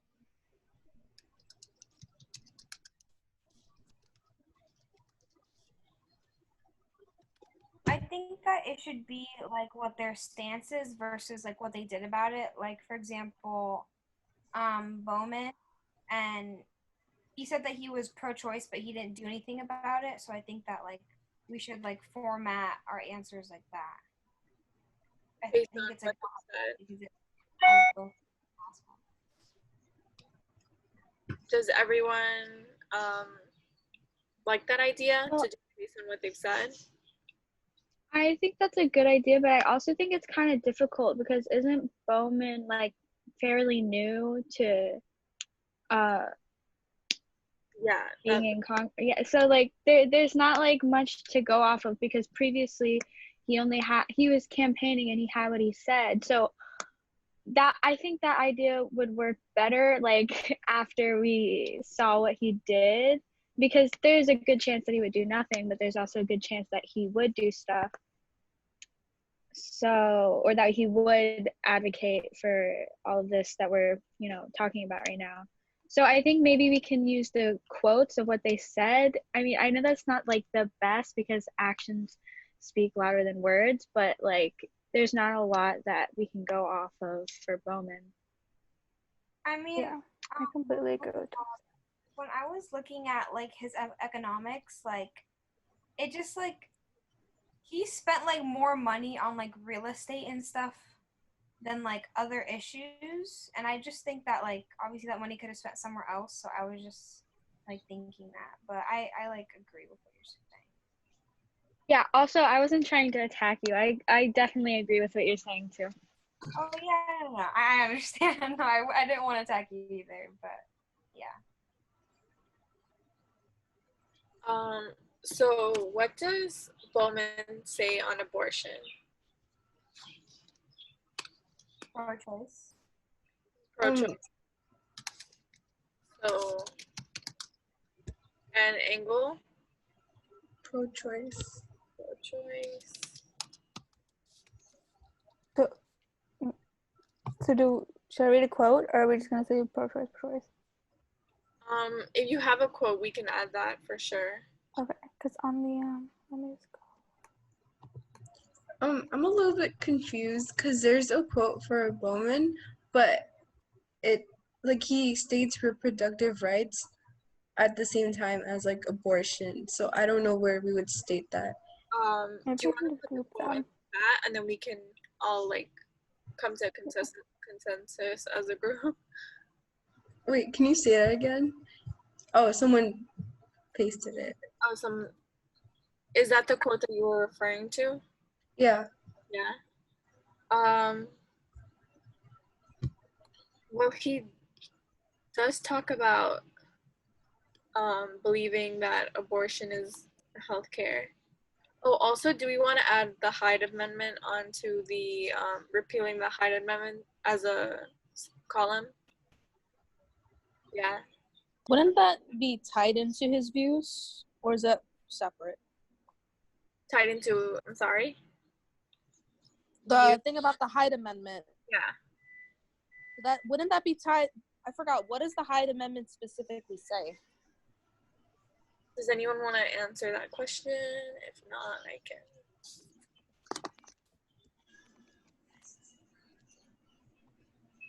Know what that is.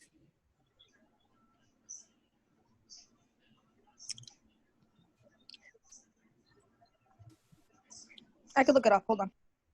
Okay, so it's basically a 40-year-old ban on federal funding for abortion, except in cases of rape. So now there's been like a lot of. Yes, immigration for sure. Let's narrow that down a little bit. So what specifically within immigration do we want to look at? For Jose Serrano, I got something about Coronavirus Immigrant Family Protection Act. Mm-hmm. So maybe pick that. Yeah, sure. So the first thing is, which act is that? Which bill are you talking about? Oh, I see it. HR 6437. Okay, got it. Yeah. So let's see. What do we want to do? Immigration and COVID as a separate label?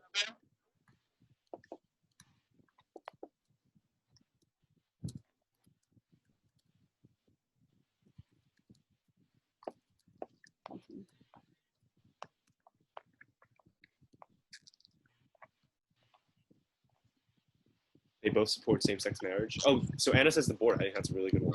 So border wall. Yeah, this is really annoying. Every time I do new text, I have to like unhighlight it. So what is Jose Serrano? So I think this was Marwa who spoke on what is Jose Serrano's position on COVID-19 aid to immigrant families? 1 second.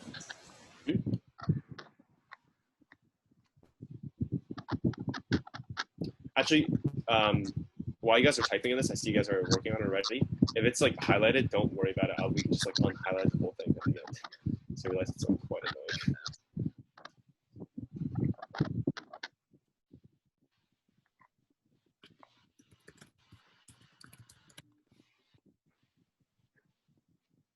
So while you're looking for the positions for each of these like people on any of these issues, just feel free to like enter it into their respective columns. So Jose Serrano, what's his thought on COVID-19 AIDS immigrant families? What's Richie Torres' view on it? I'm sure they both have views on border walls, so there's got to be something that we can fill in for that.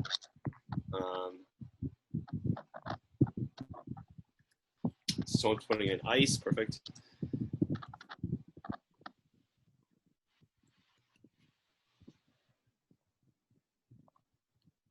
I think it might be Nusa. I think it might be better to have like the issues laid out, and then we could just assign each issue to like someone from the group, right? I see what you mean. Yes. But do we have any more issues that? Like, well, there should be more, right? Than just so yeah, people are putting these in right now. The thing is like you guys are sort of like freelancing this, like which is great.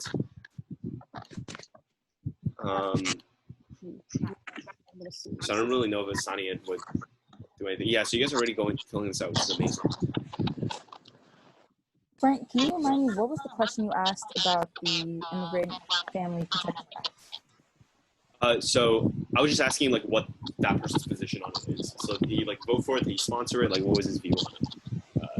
If you could write about that in any capacity under Jose Serrano's section.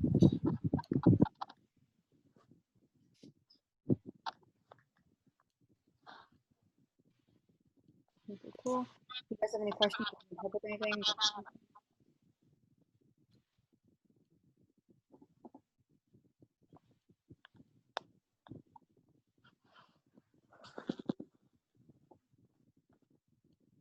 Yeah, do you guys have any questions about anything?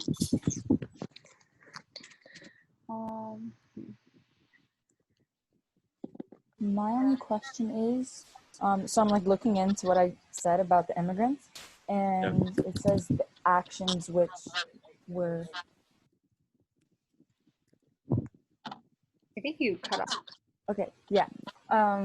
It's like showing me the actions that happened with that bill, and it said that like over and over again, it's saying that it was referred to the subcommittee of or committee of this like these groups, and the actions were by like the House of Representatives and everything. So I don't know how to word that into like his So what was his relationship to the bill, if you can like find any? Was he a sponsor? Was he a co-sponsor? Was he in the committee where like the bill was referred to? It sounds like the bill wasn't passed, but you can still like speak to what his relationship to the bill was. And if there is no relationship to the bill, then it probably isn't worth mentioning, because then he had nothing to do with it. I see the sponsor things. I'm gonna look for that now. I just want to point out that I think Daniela, your mic is unmuted, and I think like our audio is like sort of bouncing off of your your mic. Oh, okay, sorry. No, it's okay. Don't worry about it.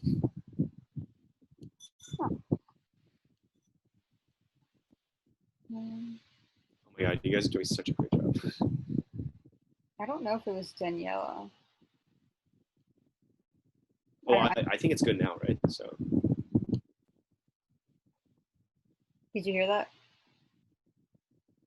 I'm good. I think. Oh no. I have. Basically, most of their points are going to be left. Yeah, but to make it more objective, so it doesn't seem like we're just appealing to like left wing rather than right wing. We're just gonna do that because eventually we're gonna try to do this to convince people how to vote and like why to vote. So we need to know their weaknesses in order to like appeal to those people. Get what I'm saying? Yeah. Well, I guess like I guess for both of them, like if we're doing right leaning, it would be much lower because they're like advocates of programs that require like lots of federal funding or like kind of like they want like more like government funds to create like more low income housing and things like that, which usually like more right leaning people would be opposed to. So I guess for both of them, I would say they probably like a 4 or like a 3, but anyone can agree or disagree. That's what I think. Yeah, I agree. I feel like they're both pretty like, you know, more towards like the left side. So they would have like, I don't know, looking at like just like all the different like sections of the issues, it seemed like all the right like scores would be lower.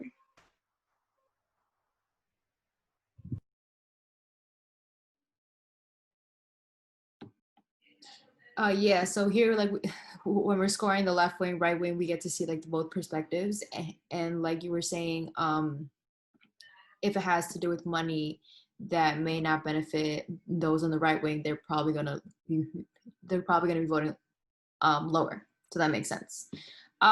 So as far as education for left wing, what are we feeling for a score 1 to 10 for Yvette and Adam?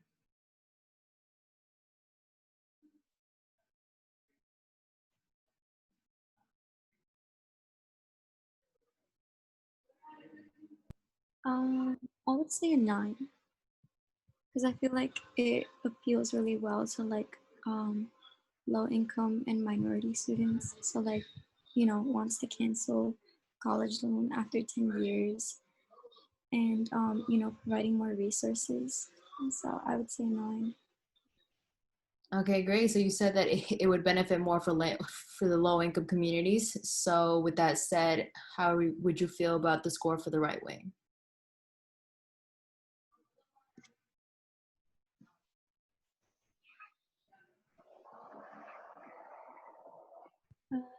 I guess I would say like a 2 or a 3.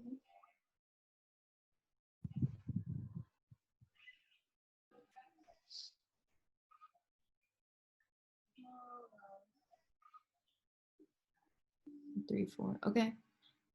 And how are you feeling for Adam? Left wing, right wing.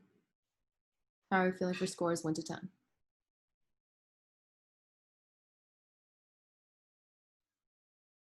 I give Adam a 9 too. Because like his ideals are futuristic, but also not, because he wants to tackle a lot of the like sort of systemic like segregation in schools that hasn't really changed since like ever.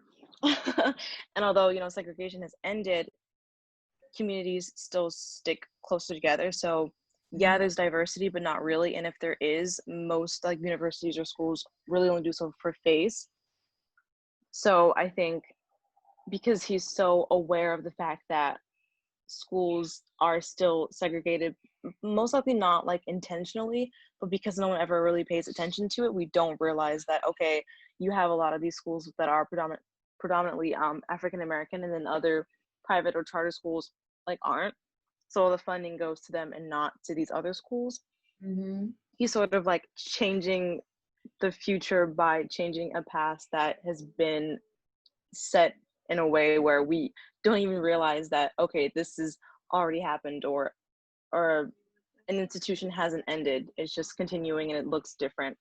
Mm-hmm.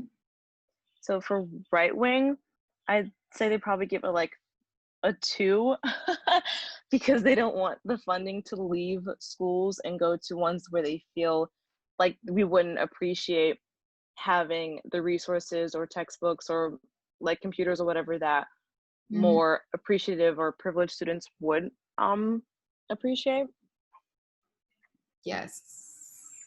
Yes, thank you so much for that comment. Okay. So just because we have 5 more minutes left and we have to nominate people to speak for our group, who wants to go? Because we're not going to have a redo of last week.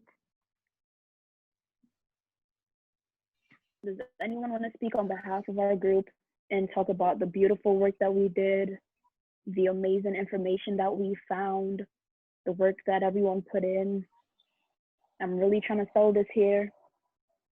Somebody please volunteer. To say if you share. I'm so you just have motivated to by Chris Ann, you know. I want to share. I didn't even know Sandra was here. Oh my God. Basically, when you get back to the group, you're gonna share highlights from the work that we did in the draft. Like, is it more like explaining our process or explaining the positions of the candidates? I think it'll be more so explaining like our process and like what you found interesting. Yeah, and like the other groups will be sharing like scorecards in process and like what you've talked about and learned in relation to creating youth-friendly scorecards in particular. What makes that challenging? What makes it valuable? And what do you think is most important? I mean, I guess I'll go if no one else is volunteering. Yay, Sally! She's holding it down. Anyone else? Cancel or altered systems. Wait, could you repeat? Yeah, so with inequality. Yeah, you cut off. Wait, can you guys hear me now? Yeah. Yeah, so with inequality, I know that there's a lot of discussion right now, and this could be very divisive, but there's a lot of discussion on where our country should go when it comes to economic structure. So should we be capitalists? Should we be democratic socialists, or just go socialism? You know, what do you guys think as a group overall? And I know a lot of people Anti-cap, so I mean. Wait, what? I'm anti-capitalist, so I mean. Yeah. Anyone Yeah. wanna chime in on that? And I hope you don't mind me asking, but I want to challenge. Steven, I can't hear you. Or like further your thought a little bit more and ask, what does being anti-capitalist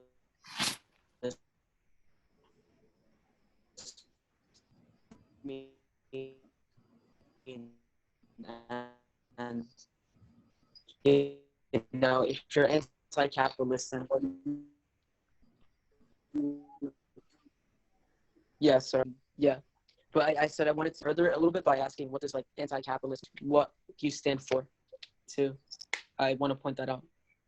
Oh, like, you see, I'm not like set for like a solution to capitalism, because it's like that is something that like has to like be decided upon, and like I personally like I know this would be very controversial, but like honestly, I think the best way is anarcho-primitivism, because I just think like that's the only way the climate would survive, because people act as if like under like a communist or socialist government, consumption doesn't happen at the same rate. Although like the only thing that changes is like labor and like how labor is distributed. So I mean, I don't I don't really have a stance in like what comes after. Like being anti-capitalist means that like you are in the fight against capitalism. It doesn't mean like, it means that like you're in the fight against capitalism, but like you don't really like have, like you're not really like with a certain alternative. Some people though have like an alternative, but it's like.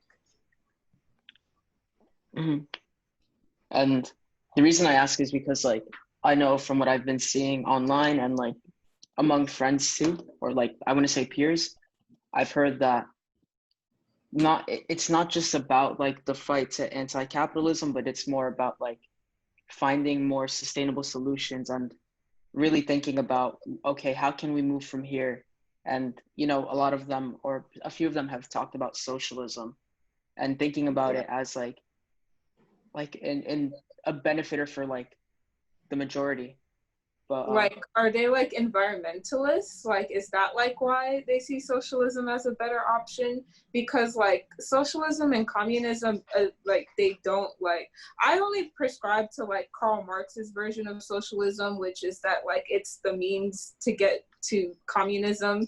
Like it's the transition period, and that's what socialism is. So like, I mean, I don't really care for democratic socialism because I just see that as a mixed economy. It's still like largely the same with just like more safety nets in their society. It doesn't really like change like outputs, like the way labor is. Like these countries do kind of still.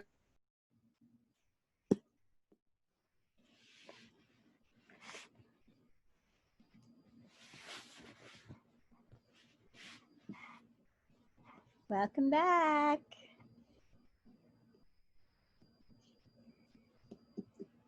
Welcome back, everyone. Yep, and we are going to go first. How was that climate justice? What if we break it up and go in reverse order just to keep it interesting? I mean, if you would like. It's Chris Ann's call. Chris Ann is facilitating this section, and Chris Ann keeps on her toes. So who knows? Chris Ann, you could call everyone in random order if you wanted to make sure people were really paying attention. How did you know that's what I was gonna do? Wow. I know you.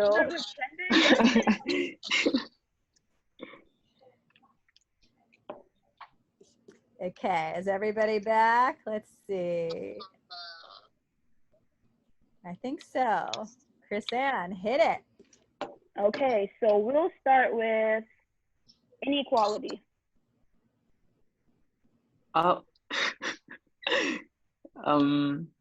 Any volunteers? Does inequality want to pass and come back to you? Sandra, that's not fun. That's not fun. Yeah, so for inequality, can you guys just present your scorecard that you came up with? So we need 2 people for that because we got caught mid-conversation. Yeah, I think we should come back to inequality and give them a little bit of time to figure things out. Okay, so we have gender justice. Ooh. Wow. Remember, this is not like your pitches last week. This isn't a pitch. This is really just sharing, like letting us into your conversation about what you're thinking about for the categories of your scorecard, what feels important to you, you know, and any sort of like highlights from your conversation. So it is not a formal, you know, pitch or anything. You need to just share what we should know as we think about our own scorecards, because you're going to be continuing to revise these scorecards and presenting more formally in our last session. Okay, gender justice. May I have 2 volunteers to explain our thought process and what are some of the things that we added on our scorecards and things like that? Come on, gender justice. We're the first ones up. You gotta make us proud. I'll start. Chelsea, So, thank you. Basically, these were some main issues that we thought in gender justice were important that both candidates have. Should I like say the abortion and stuff? Yeah. So for abortion and reproductive rights, Bowman is a pro-choice, and so is Engel. They both are pro-choice. I don't know what else to say about that. Should I continue? Or does like anyone else want to go? Anybody else? Oh, and in addition, our whole group vision was that, as you can see, we really just wanted to compare these two congressional candidates and promote fairness and equality in our legislative branch. And for the sexual orientation and gender identity subtopic, Bowman said that he, although he does not identify as LGBTQ, he does consider himself a member of the human family, and so he supports LGBTQ and anyone in the community. And then Angel, whatever his name is, he said that the Equality Act will guarantee federal protections by ensuring the LGBTQ community is provided full protections under federal civil laws. And he doesn't want any of them to be deprived from basic necessities such as buying a home, fired from their job, etc.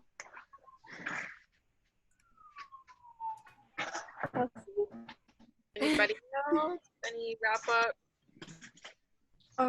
I just want to say something. Like, I mentioned this like 2 times already in our group, but like yeah, we have like information here, but for Engel, we have a lot more since he has already been like congressman, and like for me, he just seems more appealing since he's actually like done things. But for Bowman, like we don't really know him. We just have to like take his word for it. So that's just something I want to point out again. And it's a great point. Thank you for raising it, Yulimi. Like, this is one of the incumbent advantages and disadvantages that someone who's in office, they have some positive things in their track record, but there's also more to object to. Whereas someone who's coming in as an outsider, they can make big promises, and we don't really know, if they'll actually be able to reach them. So it's definitely something you want to think about in appealing to first-time voters. What do they need to know to make an informed choice, especially when it's an incumbent versus someone who would be new to office? Yes. And I love how y'all were nervous and this looks like this. Thank you. So this is the gender justice scorecard. Obviously not finished yet, but getting there. Okay, thank you, gender justice. And I think what I'm gonna do next is have immigration. Right, so let me share my screen. And so we worked this from our Google Doc. And so immigration, let's go. I'll start it off. I just want to tell you guys, although we are immigration justice, we couldn't find that many views from YVoters when it came to immigrant laws or acts that were passed by anything. So I'm just gonna start off with same-sex marriage. So let's see, Jose Serrano, he voted no on constitutional amendment banning same-sex marriage. And for YVoters, he is an openly gay councilman, I believe, in the Bronx, and he finds that his quote, "Look, the triumph of an openly LGBTQ congressional candidate over a leading homophobic in state politics, that to me represents long overdue poetic justice." And yeah, I believe they have the same points of views, no to banning same-sex marriage. Daniela, do you want to take it from here? So I was mainly like focusing on the Puerto Rico statehood, and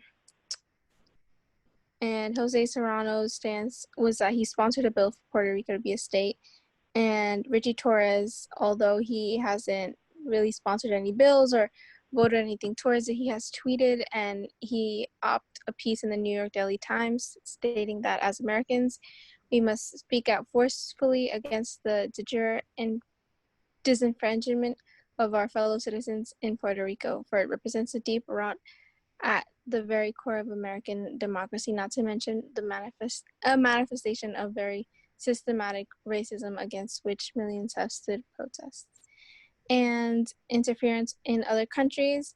Jose Serrano voted yes on the permanent norm trade relations with China, and yes on supporting democratic institutions in Pakistan, as well as spoke up against interference in Afghanistan. And a lot of these, similar to gender justice, Richie Torres was kind of difficult to find specific standpoints, which is why we have a lot of NAs. Well, thank you, Marla and Daniela. Anyone else want to comment on their section?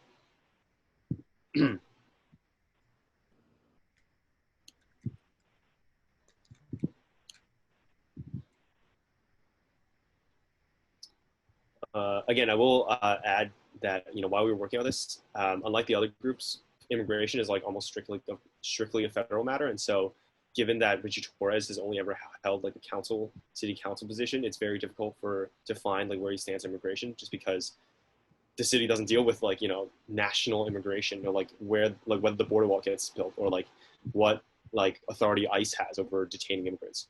And so that's why, our issue was particularly difficult to like dissect. But my group did a great job. So.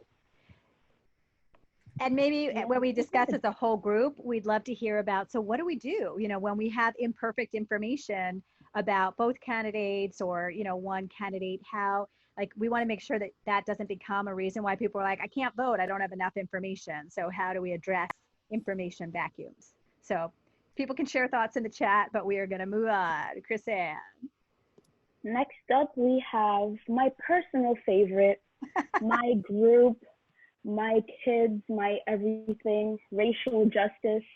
Yes. Okay, 1 second and I will share this beautiful draft because we're still working on it. And is moonlighting as a motivational coach. Okay, racial justice, go ahead. Take it over. Take it away. Well, our two candidates are Yvette Clark and Adem. And basically the way Yvette is like, so basically the way we did a scorecard where we made sure to do like a left-wing scorecard and a right-wing scorecard, because we realized that like if you give a score, it's gonna be subjective. So we tried to like kind of see the way that like the different sides would view their positions on different topics.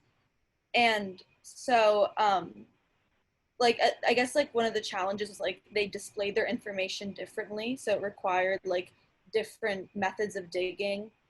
But basically I guess like on affordable housing and education, they both were kind of similar. And like when it came to education, they both were like advocates for school desegregation, and also and like especially like to help low income and minority students. And then someone like to take over. So basically, when looking into Yvette, on her page, which is what we were looking at, she just threw facts at us mostly, where it felt like Adam, he felt they both care about the community, but like he personally, for me, it felt like he was closer to his community maybe, but at the end, like she won by a lot more. And so her top, like as Tali said, her information was for me easier to look for because she did win, but not from her own website. And I found out her top 3 priorities, but obviously couldn't find out Adam's. And I guess it is easier to find your vets because for everyone, obviously, whoever becomes whatever, like obviously we're gonna find more information on them because they have a lot more time to like let everyone know what they're pushing for. But Adam only was able to run, so I guess it makes sense.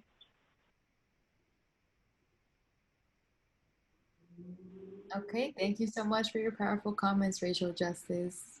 Beautiful job.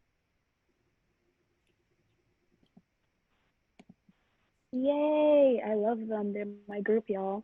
Okay, so next up we have inequality. Are y'all ready now? Yeah, so our group just did it a bit differently. We created a scorecard based on how we would implement certain issues affecting inequality that are affecting our nation right now. So I'm going to be sharing my screen with you guys. And can everyone see the screen?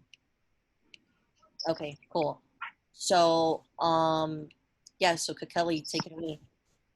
Okay, so the first issue that like we talked about were like protections for affordable housing, like regarding like gentrification. And like one thing that like we would like we would like to see regarding gentrification was for politicians to like get funding for affordable housing and to make sure that they can secure units for people, because people are actively being pushed into homelessness because of this issue. We would like to see like rent stabilization take place to like prevent like the rent hikes, which also push people out, and to prevent luxury buildings from taking over, because this is like one of like the major causes of like gentrification and like the pushing out of like poor people from neighborhoods in which they used to live in. And we would also like to see like better access to like technology and like for people who live in affordable housing, so that they're also like safe.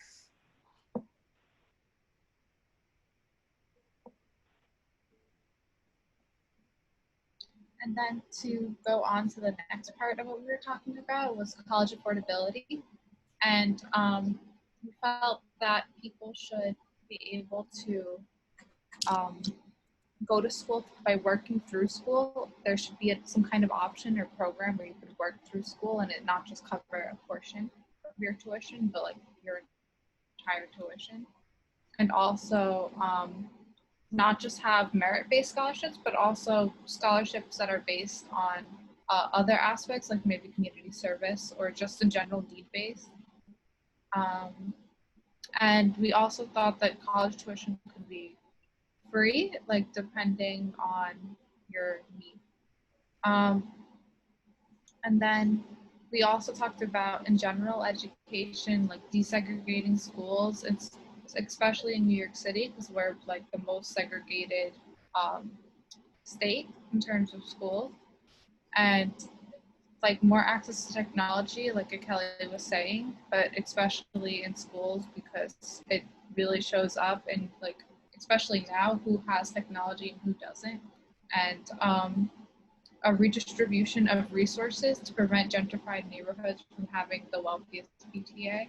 So like kids that aren't just in like better neighborhood, like better, more wealthier neighborhoods, getting more resources than kids that are in like poorer neighborhoods. All right, so the next one was free healthcare. Well, was healthcare, and what we would like to see is free healthcare. So many people really have problems going to, like, have a problem with, like medical bills and things like that. Because like we all know, if you go to the hospital, you're gonna leave there with a whole bunch of debt. $10,000 just for a broken knee and things like that. So I feel like this would be this would be a burden off of Americans' backs, especially the ones like middle class and poor people, who would probably have a harder time paying back hospital bills and things like that, and also healthcare for other things that you would need to basically survive in America.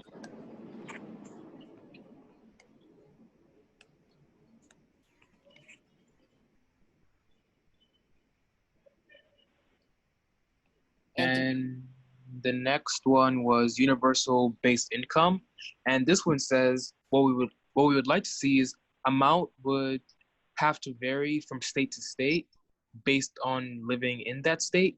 Because, for example, New York, like it's very expensive. The cost to live here is very expensive compared to like the suburbs of maybe Mississippi or like or Alabama. So that's why we say it should vary from state to state.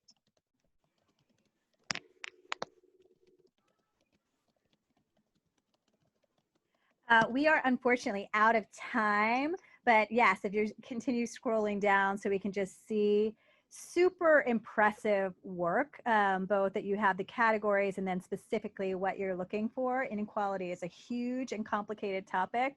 So let's give big props to inequality.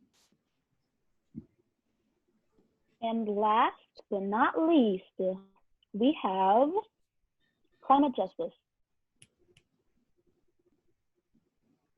Let's save our climate, y'all. Are you gonna? Oh, okay. Yay, yesy! I was like climate justice. I got confused because we've been using environmental justice. Environmental. I was like, who? I didn't know there was a climate justice group. I had to change it real quick on the top. Go ahead, group. Let's shine so that we can move on. Okay, so the first issue we came up with, environmental justice, is about clean energy, and both of our candidates are Democrats, so we put their names in blue. Anyways, so Carol Maloney, she's been an advocate for national energy policies that has increased energy independence and has protected the environment and uses natural resources responsibly. And for Suraj Patel, he feels like there should be something created, a commercially viable nuclear fusion energy plant, which would allow it to be inherently safe, use less land, that typical energy production, and produce no emissions other than harmless helium. Basically, both have the same point of view on clean energy. They hope that technologies could allow the earth to be used in a way where it's not harming us. And then for environmental racism, Maloney wants to revolutionize energy policy, combat climate change, and create millions of clean energy jobs, and is a member of the Energy Efficiency and Renewable Energy Caucus. And then Patel is quoted as, "The global climate continues to change. Minorities bear more than their share of the burden of risks from climate change and pollution." So they have similar beliefs. In regards to carbon emissions, recently, June 12th, Carolyn Maloney took part in drafting the bill HR 2635, which has the goal to reduce emissions to a 0%, by 2050. And then it would also have federal agencies take records of their emissions since 2010, and they would also have to pay a certain type of taxes in regards to how much carbon they emit. Suraj Patel firmly believes in carbon fees and dividends, which would also end up charging American households for how they emit carbon, and this program or process has already created excellent results in Europe. Going on to the use of pesticides, Carolyn Maloney, she wants to prohibit the sale, production, as well as the distribution of pesticides that contain atrazine. She's not fully against pesticides. She's just against one of the ingredients that's in pesticides. And this comes from a bill that she has already passed, and it's on congress.gov. On the other hand, Suraj Patel, he is against harmful pesticides, and he respects science and insects. Before he went into politics, he was more of a man of science, which will help him in his career of politics and talking about issues on climate. And going further on with our last issue, which was the New Green Deal, with Carolyn Maloney. She wanted to do the cleaning of Newton Creek, and she fought for clean water, as well as being a known member for the Safe Climate Package. And for Suraj Patel, that we needed new, simple, market-based proposals to combat carbon emissions. We only have one remarkable planet, and it's imperative that we leave it in a better condition for the next generation. Thank you. Thank you, climate/environmental justice. Woo! Clap for everyone. Another super hard topic that people often just get sort of hand wavy about, like we've got to save the planet, but what does that mean? What does it mean to be for environmental justice? So thanks for breaking it down to build us up. So we just have a couple minutes left, but would love to open the floor. And Christiane, you can continue to facilitate this if you're willing. But what are your thoughts, having seen these scorecards? And I should say, next week, we don't have time to go back into your small groups, but next week you will have time to revisit your pitches, to revisit your, or possibly Saturday, we'll also provide some time to revisit your scorecard, your pitches, as well as add in some new things. But yes, would love people's thoughts. Chelsea. This is like for like the inequality justice group. What do you guys think about and people in housing? Well, not all of them, obviously, but some people do make like a good amount of money, like 100,000, 200,000, and they still stay in like public housing. What do you guys think about that? Well, like personally, I kind of don't care for those people, but like I think like I kind of like hate like the evaluation of like income, because it's like my god sister like lives in public housing, and it's like they like increased her rent by like $1,000, and like she had like stopped going to like work because she needed to go back to grad school. So as she was doing that, they just like assumed that for some reason she would have the money to support that big of a hike. And it's like, that's kind of really annoying, you know, because it's like, I don't know where they were going with that, but I do think that like if you've like made it like to the 6 figures mark, like you don't, but like it really depends on where you live, because it's like where I go to school at, and where like some of my friends live like out there in why can I like downtown Brooklyn, Fort Greene, like in Fort Greene, the gentrifiers made the rent crazy expensive, and affordable housing there is 6 figures. Like it is 6 figures, and that's affordable housing. Like it's like you're making like 300,000, and it's like you're getting like affordable housing because you can barely like afford to live there, because now you have like people who are making upwards, and like they're making millions. Like they're making millions, and for some reason they've come in, and it's like they've brought all these luxury properties, these luxury hotels, and it's like it really just depends on like where you live and like how bad the gentrification is getting.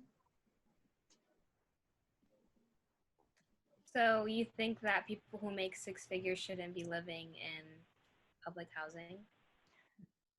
Like it depends. Like if you're in Brownsville and you're making 6 figures, I just have to like look at you sideways, because I'm just gonna be like, what are you doing here, sis?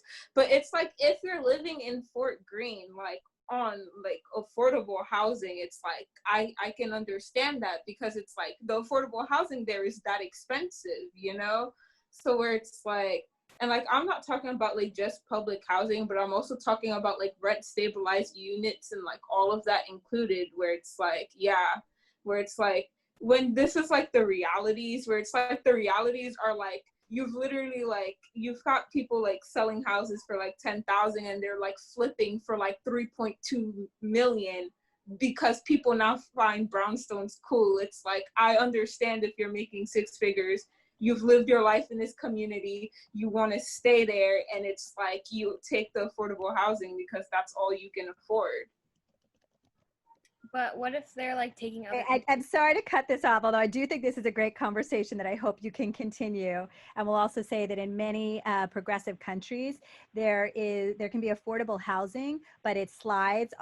It's a sliding scale based on your income, so that you have mixed income housing, that people who make more pay more, and people who make less pay less. But we are almost out of time, and want to make sure that we get to talk about the Day of Action. So let's come back to that conversation. So we put in the chat the YVote Day of Action, tiny URL, YVote Day of Action, so that you can read about the 8 great options that I will briefly screen share if the fates cooperate. And it also has the link to tonight's feedback form, which asks you to vote for your top 3 choices. It's super important that you do this ASAP, like when you hop off this call, so that we can make good assignments, and you'll also have a greater likelihood of getting one of your top 2. So you can see here we have a great range. Our first one, what is organizing, by some of the folks in the Democracy NYC office. So the day itself is going to be from 10 a.m. to 4 p.m. We're going to start the day on a Zoom together, this very Zoom. But one thing to note is that it will be all of us, both cohorts, Tuesday and Thursday, other than people who have religious observation conflicts or other conflicts. So it'll be a lot of us. And we're going to have some great activities for the first hour, and then we're going to split into these different activities. Your activity will run the first part from 11 to 12:30, then you'll have a lunch break, and then you'll come back for the second hour and a half of your activity. In the case of this first one, with Yessi and with the Democracy. Yeah, I'm good. I'm still the same call. It will actually be 2 different ones where you have 90 minutes on what is organizing with Democracy NYC and 90 minutes on using social media through an activist lens. I think all of the others are 3 hours with that 1 hour break in between.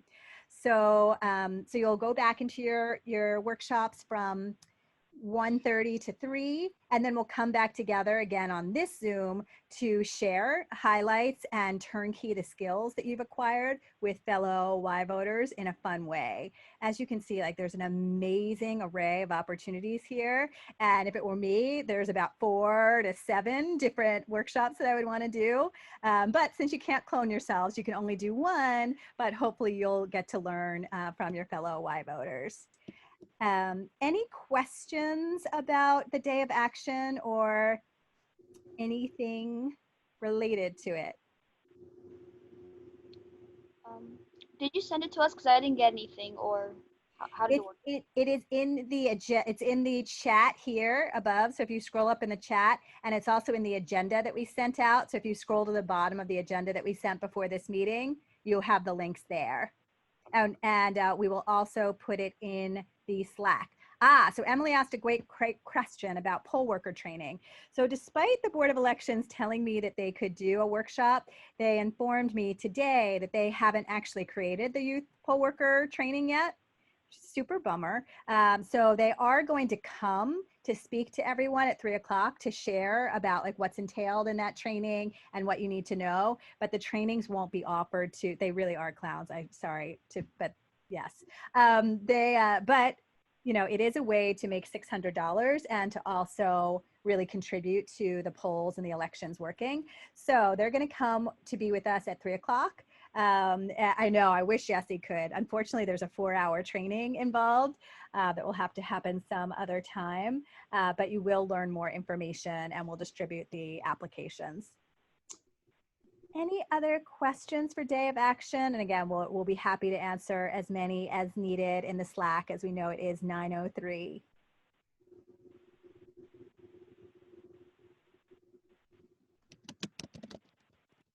How are the options looking? Are we excited? I think they're going to be great. I'm really excited. Okay, thanks everyone. We look forward to being together. You know, check your Slack. We'll be sharing more information. We love talking with you, Chelsea, and with everyone. So we will look forward to an extra opportunity this week through our incredible, energizing Day of Action. Good night, all. Good night. Good night. Good night. Have a good night.